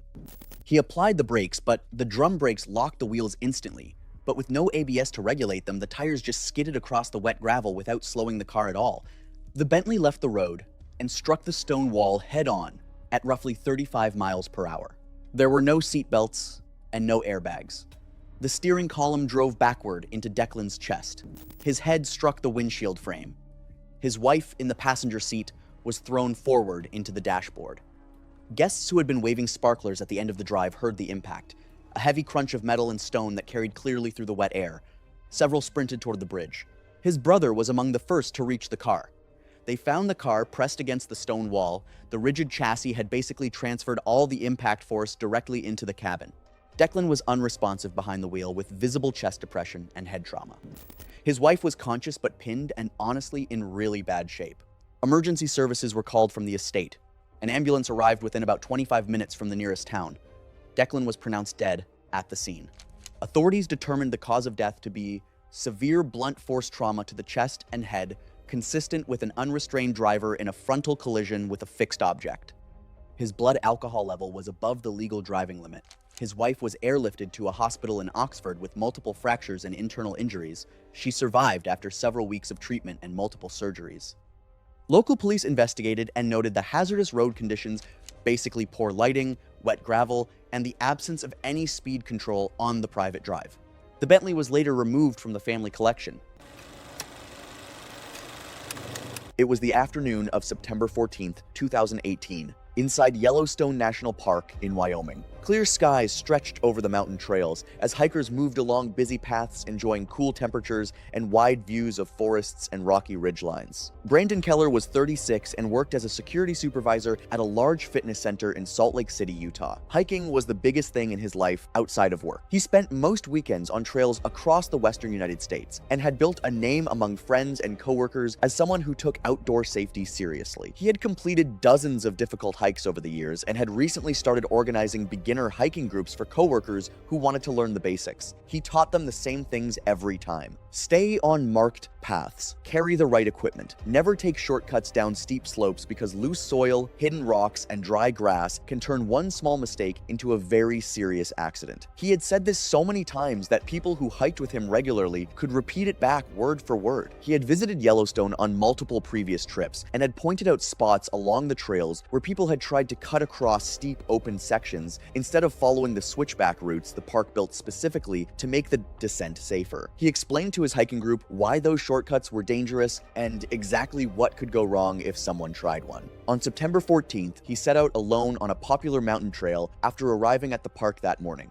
The hike up went smoothly. The trail was busy, conditions were dry, the weather was clear, and the views from the top were exactly what he had come for. After spending time at the upper viewpoint, he started making his way back down in the afternoon. The proper route down followed a long series of switchbacks, which are zigzag paths cut into the hillside specifically to reduce the steepness and give hikers safe footing all the way to the bottom. Brandon stopped and looked at a steep open slope that dropped straight down toward a lower section of the trail. Taking the shortcut would save only a few minutes at most. The slope in front of him was covered in dry grass, loose dirt, and scattered rocks, with no markings, no path, and nothing to hold on to on the way down. This is the part I keep turning over in my head over and over. He had stood on these trails and described this exact scenario to beginners. He knew the dangers, and he still looked at that slope and thought he could handle it. It was exactly the kind of terrain Brandon had warned beginners about for years. He started down anyway because he had done harder things than this before, and he was confident he could handle it. Within a few steps, things started going wrong. The dry grass gave almost no grip, and the loose surface began shifting under his boots almost immediately. He tried dropping down low to the ground to slow himself, but there was nothing solid to catch on. He kept accelerating. By the time he reached the first group of large rocks further down the slope, he was moving at roughly 25 miles per hour. The impact threw him across the rocks and uneven ground, and he came to rest further down the hillside. Other hikers nearby called emergency services immediately. Rangers arrived quickly, but Brandon had suffered fatal head injuries and severe internal bleeding. He was pronounced dead at the scene. Investigators ruled it an accidental fall caused by leaving the marked trail and attempting a steep off-trail descent. The shortcut saved only a few minutes.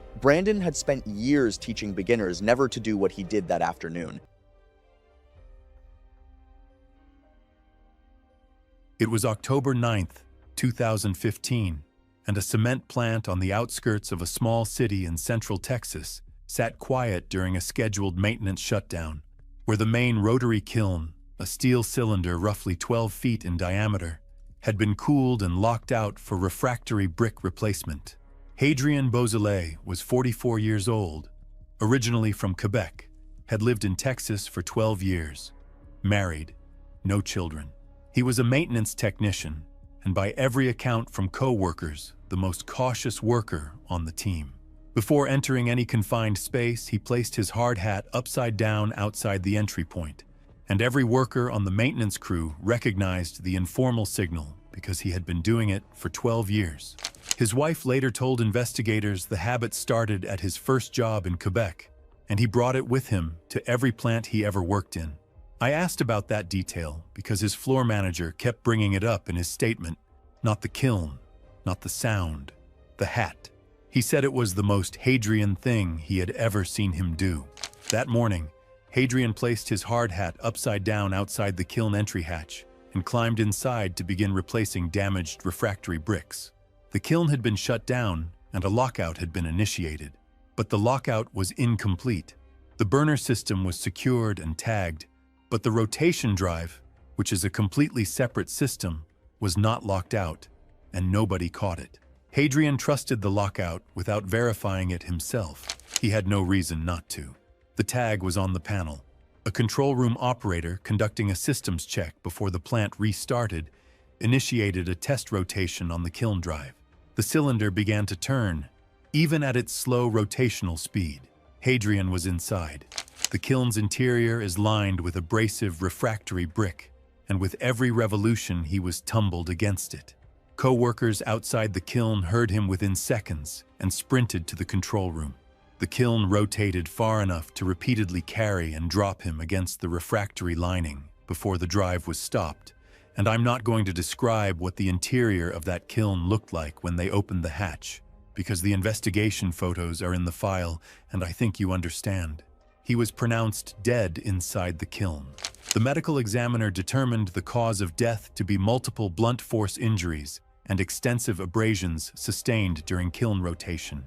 The control room operator told investigators he did not see the hard hat outside the entry point. I don't know if that's true, and honestly, I'm not sure it matters, because the hat was there, and the kiln still turned. The safety investigation found the partial lockout was the result of a systemic failure.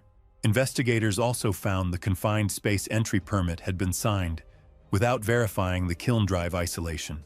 The procedure listed the burner and the rotation drive as separate steps, but the sign-off form only had one signature line. The worker who initiated the lockout signed it after securing the burner, assumed the rotation drive had been handled by someone else, and moved on. The form said complete and the kiln was ready to turn. The plant was cited for multiple violations. The hard hat was still sitting upside down outside the entry point when investigators arrived. His wife told a reporter she still puts his hard hat upside down on the kitchen table on the anniversary, not for anyone to see, just because. She said she doesn't really know why she does it, except that he always did, and stopping would feel like admitting he's not coming back through the door. I don't have anything to add to that. I think that's the last thing I want you to hear in this video. It was September 18, 2020. Over Eloy, Arizona, clear desert skies stretched above Skydive Arizona's drop zone as aircraft released jumpers over flat farmland and service roads below. Kieran Villara was 32, an experienced recreational skydiver with roughly 600 log jumps.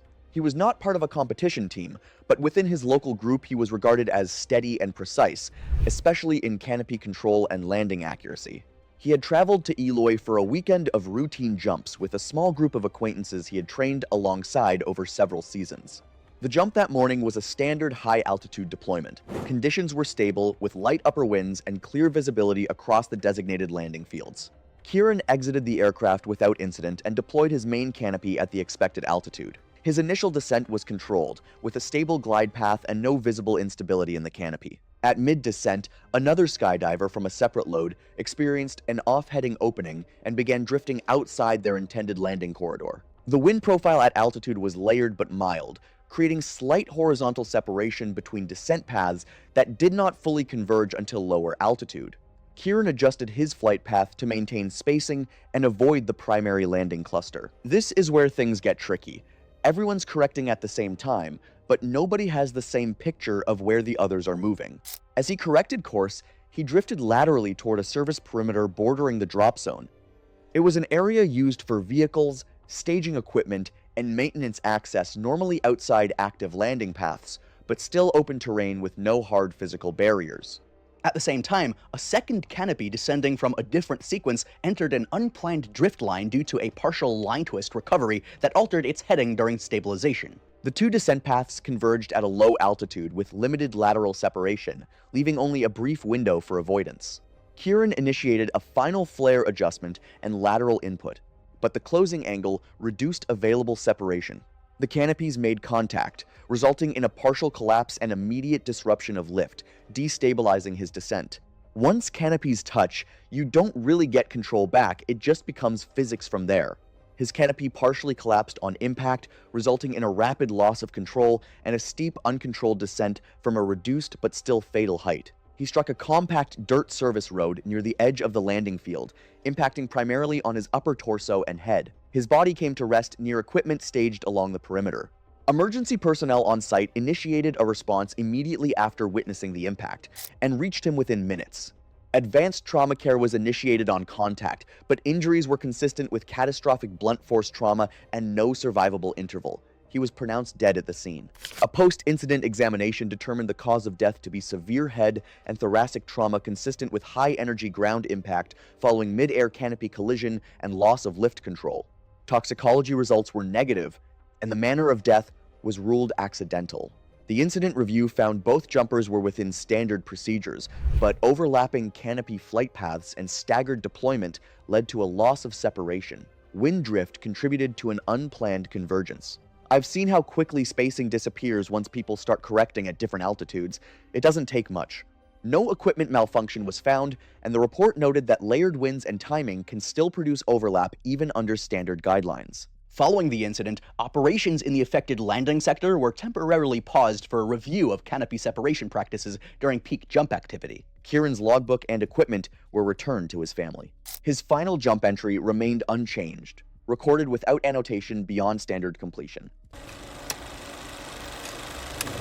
It was February 18th, 2016, an indoor production stage in Albuquerque, New Mexico. A period drama was mid-shoot. Dressed sets, dim lighting, stone-look walls. That day, they were filming a close-quarters sword fight sequence. Neil Welling was 29 and had been doing stunt work for about 3 years. Sword and fight choreography was his lane. Stage productions mostly. A handful of low-budget film sets. He was precise and reliable, the kind of performer who hit his marks and didn't complicate things. Nothing about that afternoon suggested it was going to be any different from every other take he'd done. Stage combat blades are either blunted or built with a tip that collapses on contact. They're designed so that a direct hit does nothing. Live blades, real sharpened steel, are never supposed to be on an active set. When they do come in for reference or display work, they're kept in separate storage. The problem is that up close, sitting on the same rack, the two look almost identical, especially when the labels wear off. The prop department that week was down one senior handler who was out sick, leaving a less experienced crew member managing the rack alone. A live display blade that had been brought in earlier in the shoot for reference photos got returned to the same rack as the combat props. The label on the handle had worn down to nothing,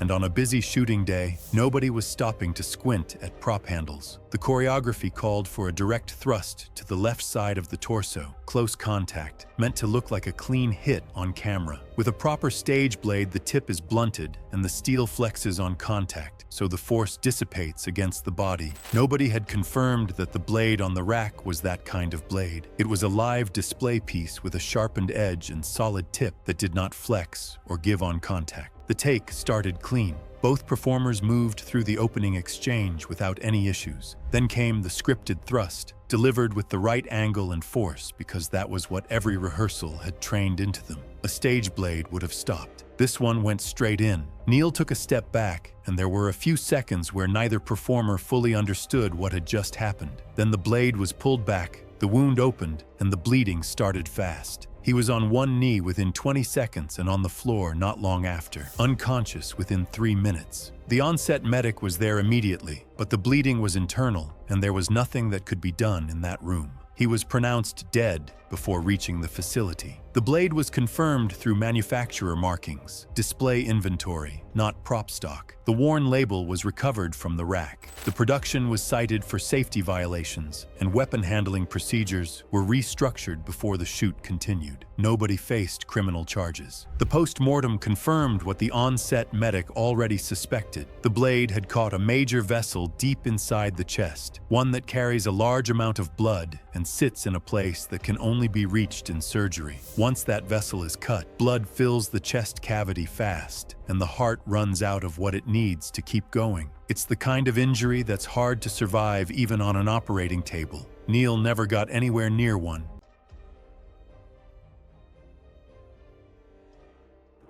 It was the 28th of March, 2015, and the late afternoon desert sun dropped toward the horizon above a private compound on the outskirts of Scottsdale, Arizona, where a temporary containment area with low fencing near the main courtyard held 2 privately bred white tigers attended by a 3-person handler team, and roughly 150 guests circulated through the courtyard between the ceremony and dinner.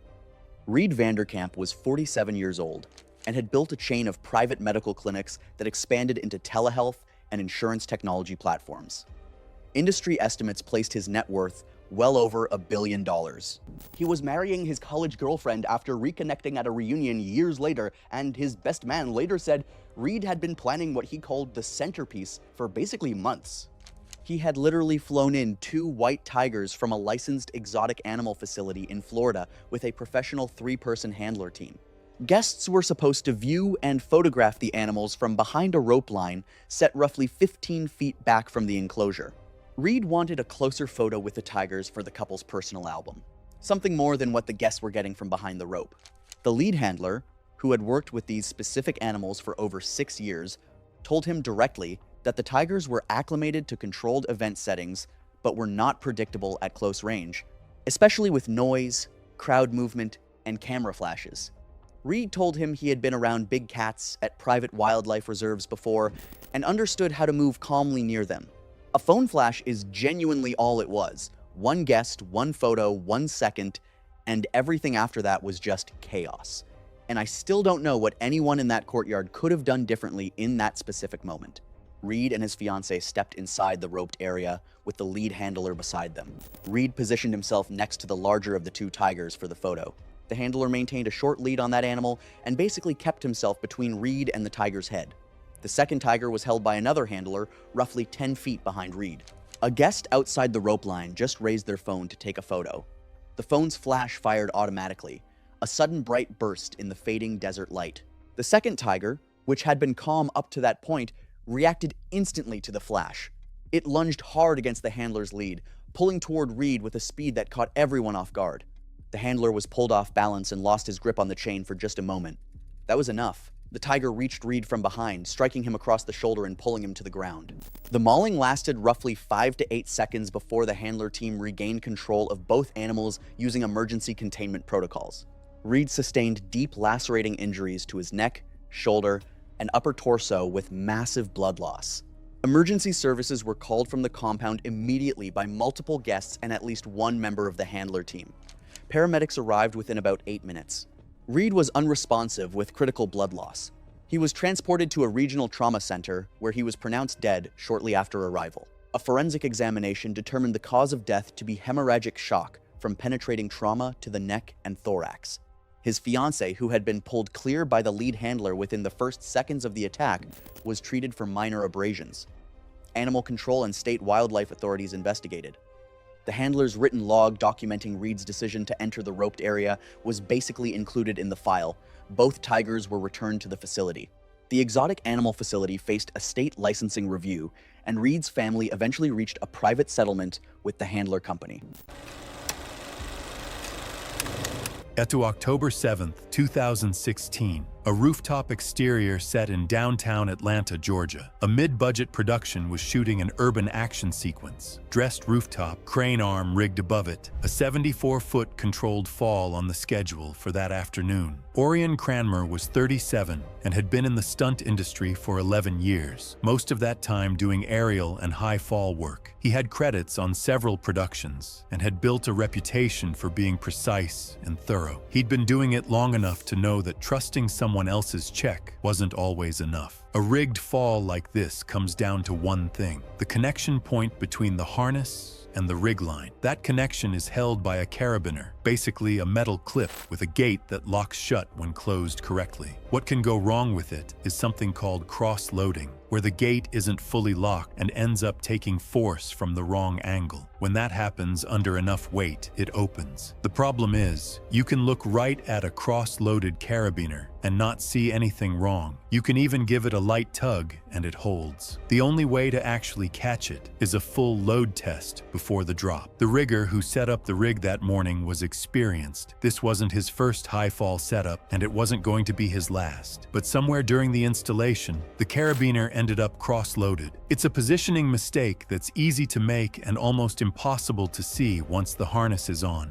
From the outside, it looks exactly like a correctly set connection. Orion did his own secondary check before the drop. The rigger had visually cleared it. Neither of them caught it, because from every angle available to them, there was nothing to catch. He stepped off the rooftop edge on cue. About a third of a second into the fall, the carabiner gate opened under the initial load shock. The harness connection point separated from the rig line. There was nothing slowing him down after that. He fell 74 feet in just over 2 seconds. A secondary crash mat that had been positioned below was removed earlier in the day to clear a camera angle. The landing surface was dressed concrete. He hit feet first, and the rest of him followed immediately. No movement after landing. The on-set medic reached him within 90 seconds and found no pulse. He was transported immediately and pronounced dead on arrival at the facility. The carabiner was recovered and examined. The gate was confirmed cross-loaded, an installation error, not a manufacturing defect. The rigger cooperated fully with the review, and his account lined up with what the physical evidence showed. It wasn't a case of someone cutting corners or ignoring a known problem. It was a positioning mistake that gave no visible indication anything was wrong,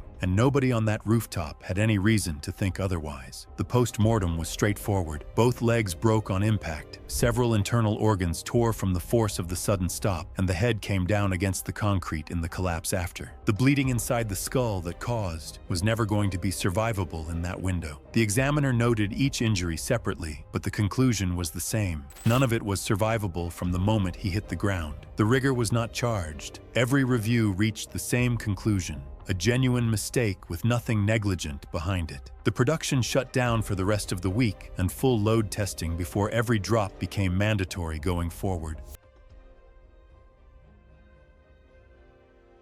It was March 7th, 2017, and the fluorescent lights of a commercial bakery hummed above a production floor in a small city in Minnesota, where the night shift ran with a skeleton crew of 4 and the smell of raw yeast hung in the air from a floor-mounted industrial spiral mixer with a bowl nearly chest-high, its latest batch already discharged, but a heavy layer of raw dough still caked around the hook and the inside walls of the bowl. Stellan Kjærvik was 29 years old, a night shift production worker, single, Norwegian-American, lived in a rented apartment about 10 minutes from the plant.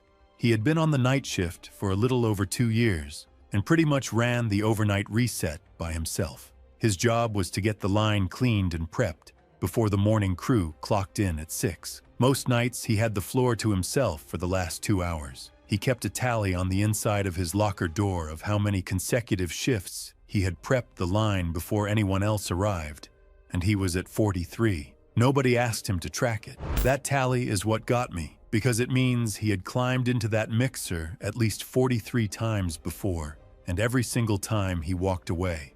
Every night, same process. Power down the mixer, climb inside the bowl, scrape the residue off the dough hook with a plastic scraper, climb out, restart. It was faster than waiting for the cleaning crew who came in at 6, and several night shift workers later admitted they cleaned the mixer this way regularly. Workers later told investigators the safety interlock on the bowl had been bypassed months earlier because it repeatedly stopped production during cleaning. There was no written lockout procedure for cleaning the mixer interior. The power down was the procedure, as far as anyone on the floor was concerned. The control panel was on the other side of a wall, out of sight from the bowl opening. That night, Stellan powered down the mixer from the panel, walked around the wall, and climbed into the bowl. He was inside, crouched beneath the dough hook, scraping the residue, when a co-worker on the other side of the wall restarted the cycle from the control panel. The co-worker later told investigators he had no idea anyone was inside because there was no lock on the panel, no tag, no sign, nothing. The hook began turning through the heavy mass of residual dough still packed around it and the bowl walls. What I need you to understand about this one is that even the leftover dough is the weapon. Because packed around the hook and bowl walls, there's still enough mass to pin a person and restrict movement almost immediately. Heavy enough to compress the chest, and it fills every gap. The dough hook rotates slowly, but with enormous force, and the dough moves like wet cement once the hook starts dragging it. It doesn't splash, it rolls. It folds over itself and over anything caught inside the bowl. Co-workers heard the motor strain under the added resistance and ran to the panel. By the time they cut power and reached the bowl opening, the dough and rotating hook had pinned him against the bowl wall tightly enough that rescuers could not immediately free him. He was pulled out, but had no pulse. Emergency responders continued resuscitation efforts. Resuscitation attempts continued during transport, but he was pronounced dead at the hospital. The medical examiner determined the cause of death to be mechanical asphyxia and blunt traumatic injuries associated with industrial mixer entrapment. Workplace safety investigators documented the absence of any lockout/tagout procedure for the mixer and cited the bakery for multiple violations. Investigators also found workers had never received formal lockout training for mixer cleaning. The co-worker who restarted the cycle was not charged because there was literally no system in place to tell him someone was inside. The tally inside Stellan's locker was photographed during the investigation. 43 marks. I keep thinking about the co-worker because he did the exact same thing Stellan had done dozens of times from the other side of that wall, and on this night the timing overlapped by less than a minute.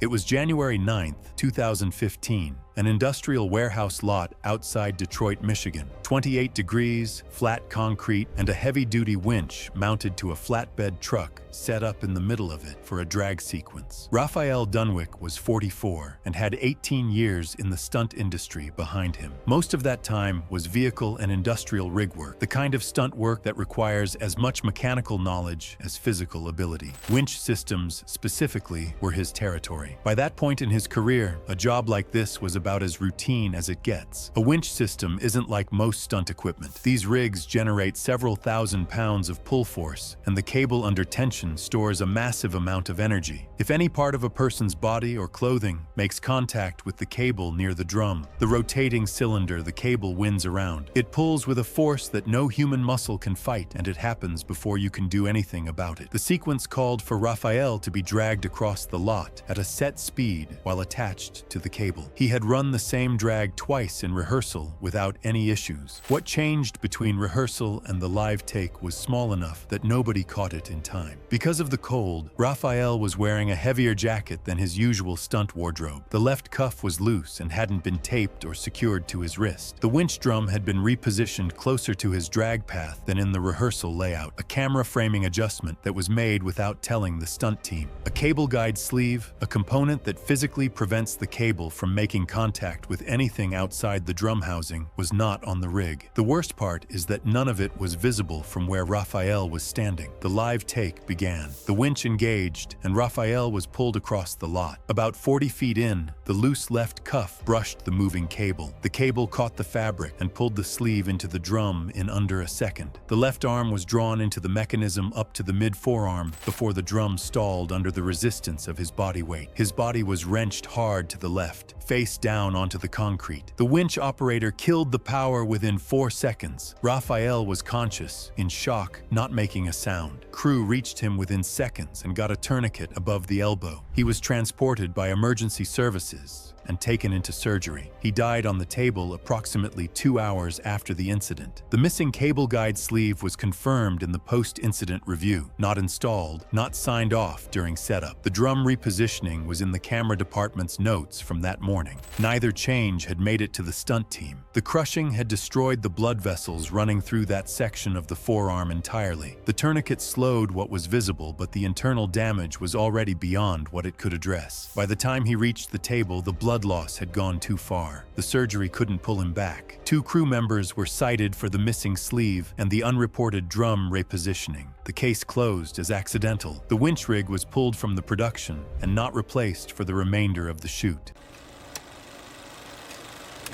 It was the afternoon of August 18, 2016, inside Yellowstone National Park in Wyoming. Clear skies hung over the park in the morning as visitors filled trails and scenic overlooks during one of the busiest weeks of the summer season. Laura Kay was 24 years old and worked as a retail sales associate from Boise, Idaho. She had only recently gotten into hiking and did not have much experience on mountain trails. Social media had become her main reason for choosing where to go. She spent the summer visiting scenic spots across the western United States, looking for dramatic photographs and summit views to post online. A few days before arriving at Yellowstone, she saw photos taken from the top of Avalanche Peak and decided she had to hike it. The trail was known for steep climbing and rapidly changing weather. The morning forecast on August 18th warned of afternoon storms developing over higher ground later in the day. Laura had seen the same kind of warning the day before, and nothing much had happened, so she ignored it. Her girlfriend had planned to hike with her, but got more and more uncomfortable as the morning went on and suggested waiting for a better day. Laura said the weather worries were being exaggerated and kept going.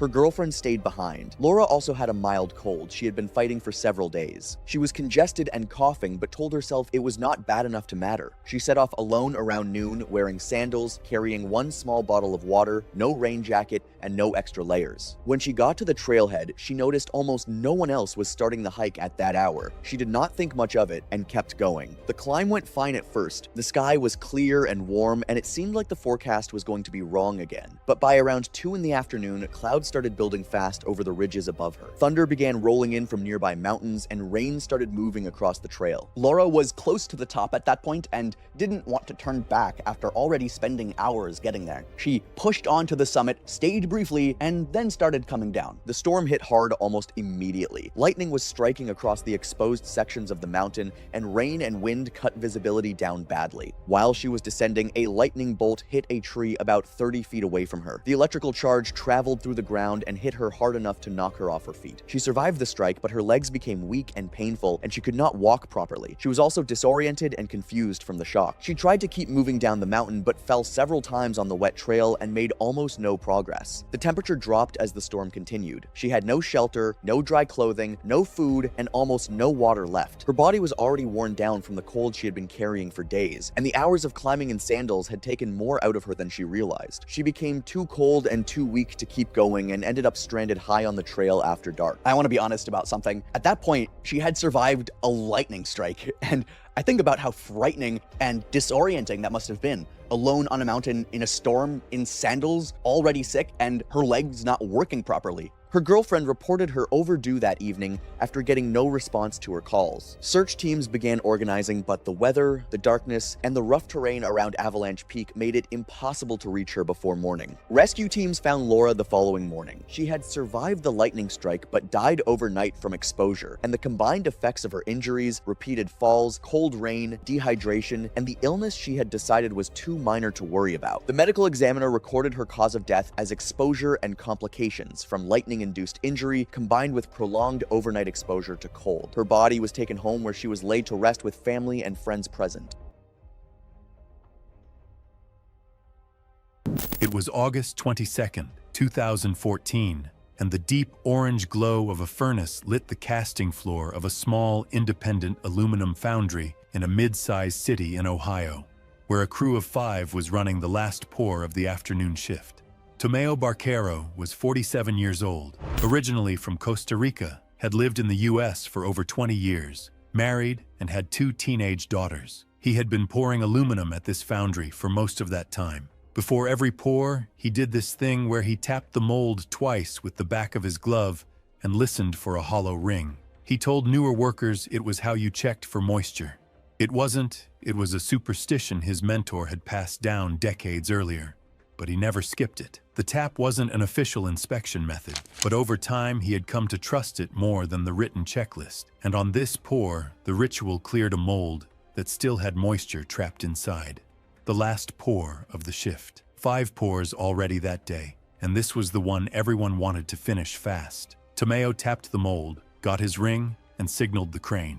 Molten aluminum, heated to roughly 1,400 degrees Fahrenheit, flowed from the crucible into the mold. A small amount of water, trapped in a pocket at the base of the mold from an incomplete preheat cycle, made contact with the liquid metal. What happens next is something foundry workers call a steam explosion, because the water flashes to steam instantly, and the volume expansion is so violent, it launches molten aluminum in every direction. The splash pattern covered a wide area of the casting floor. Investigators estimated the spray reached over 15 feet in multiple directions. Tomeo, standing closest to the pour, took the worst of it. Molten aluminum across his arms, chest, neck, and face. A co-worker roughly 10 feet behind him caught splash across one arm and shoulder and was later treated for second-degree burns. He survived but described a sudden pressure wave and intense heat blast in the split second before everything blew outward. Tomeo collapsed. The co-worker later said the sound wasn't an explosion,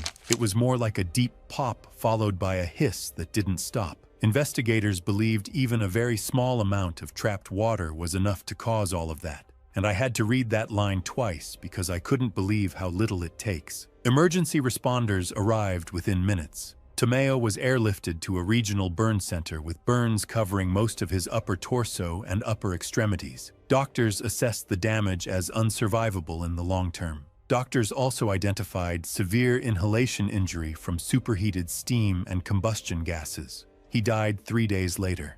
The medical examiner determined the cause of death to be multi-organ failure secondary to extensive thermal burns from molten metal contact. The foundry overhauled its mold inspection and preheat protocols after the investigation. The two-tap habit was noted in the report as an informal method that had been passed down for years.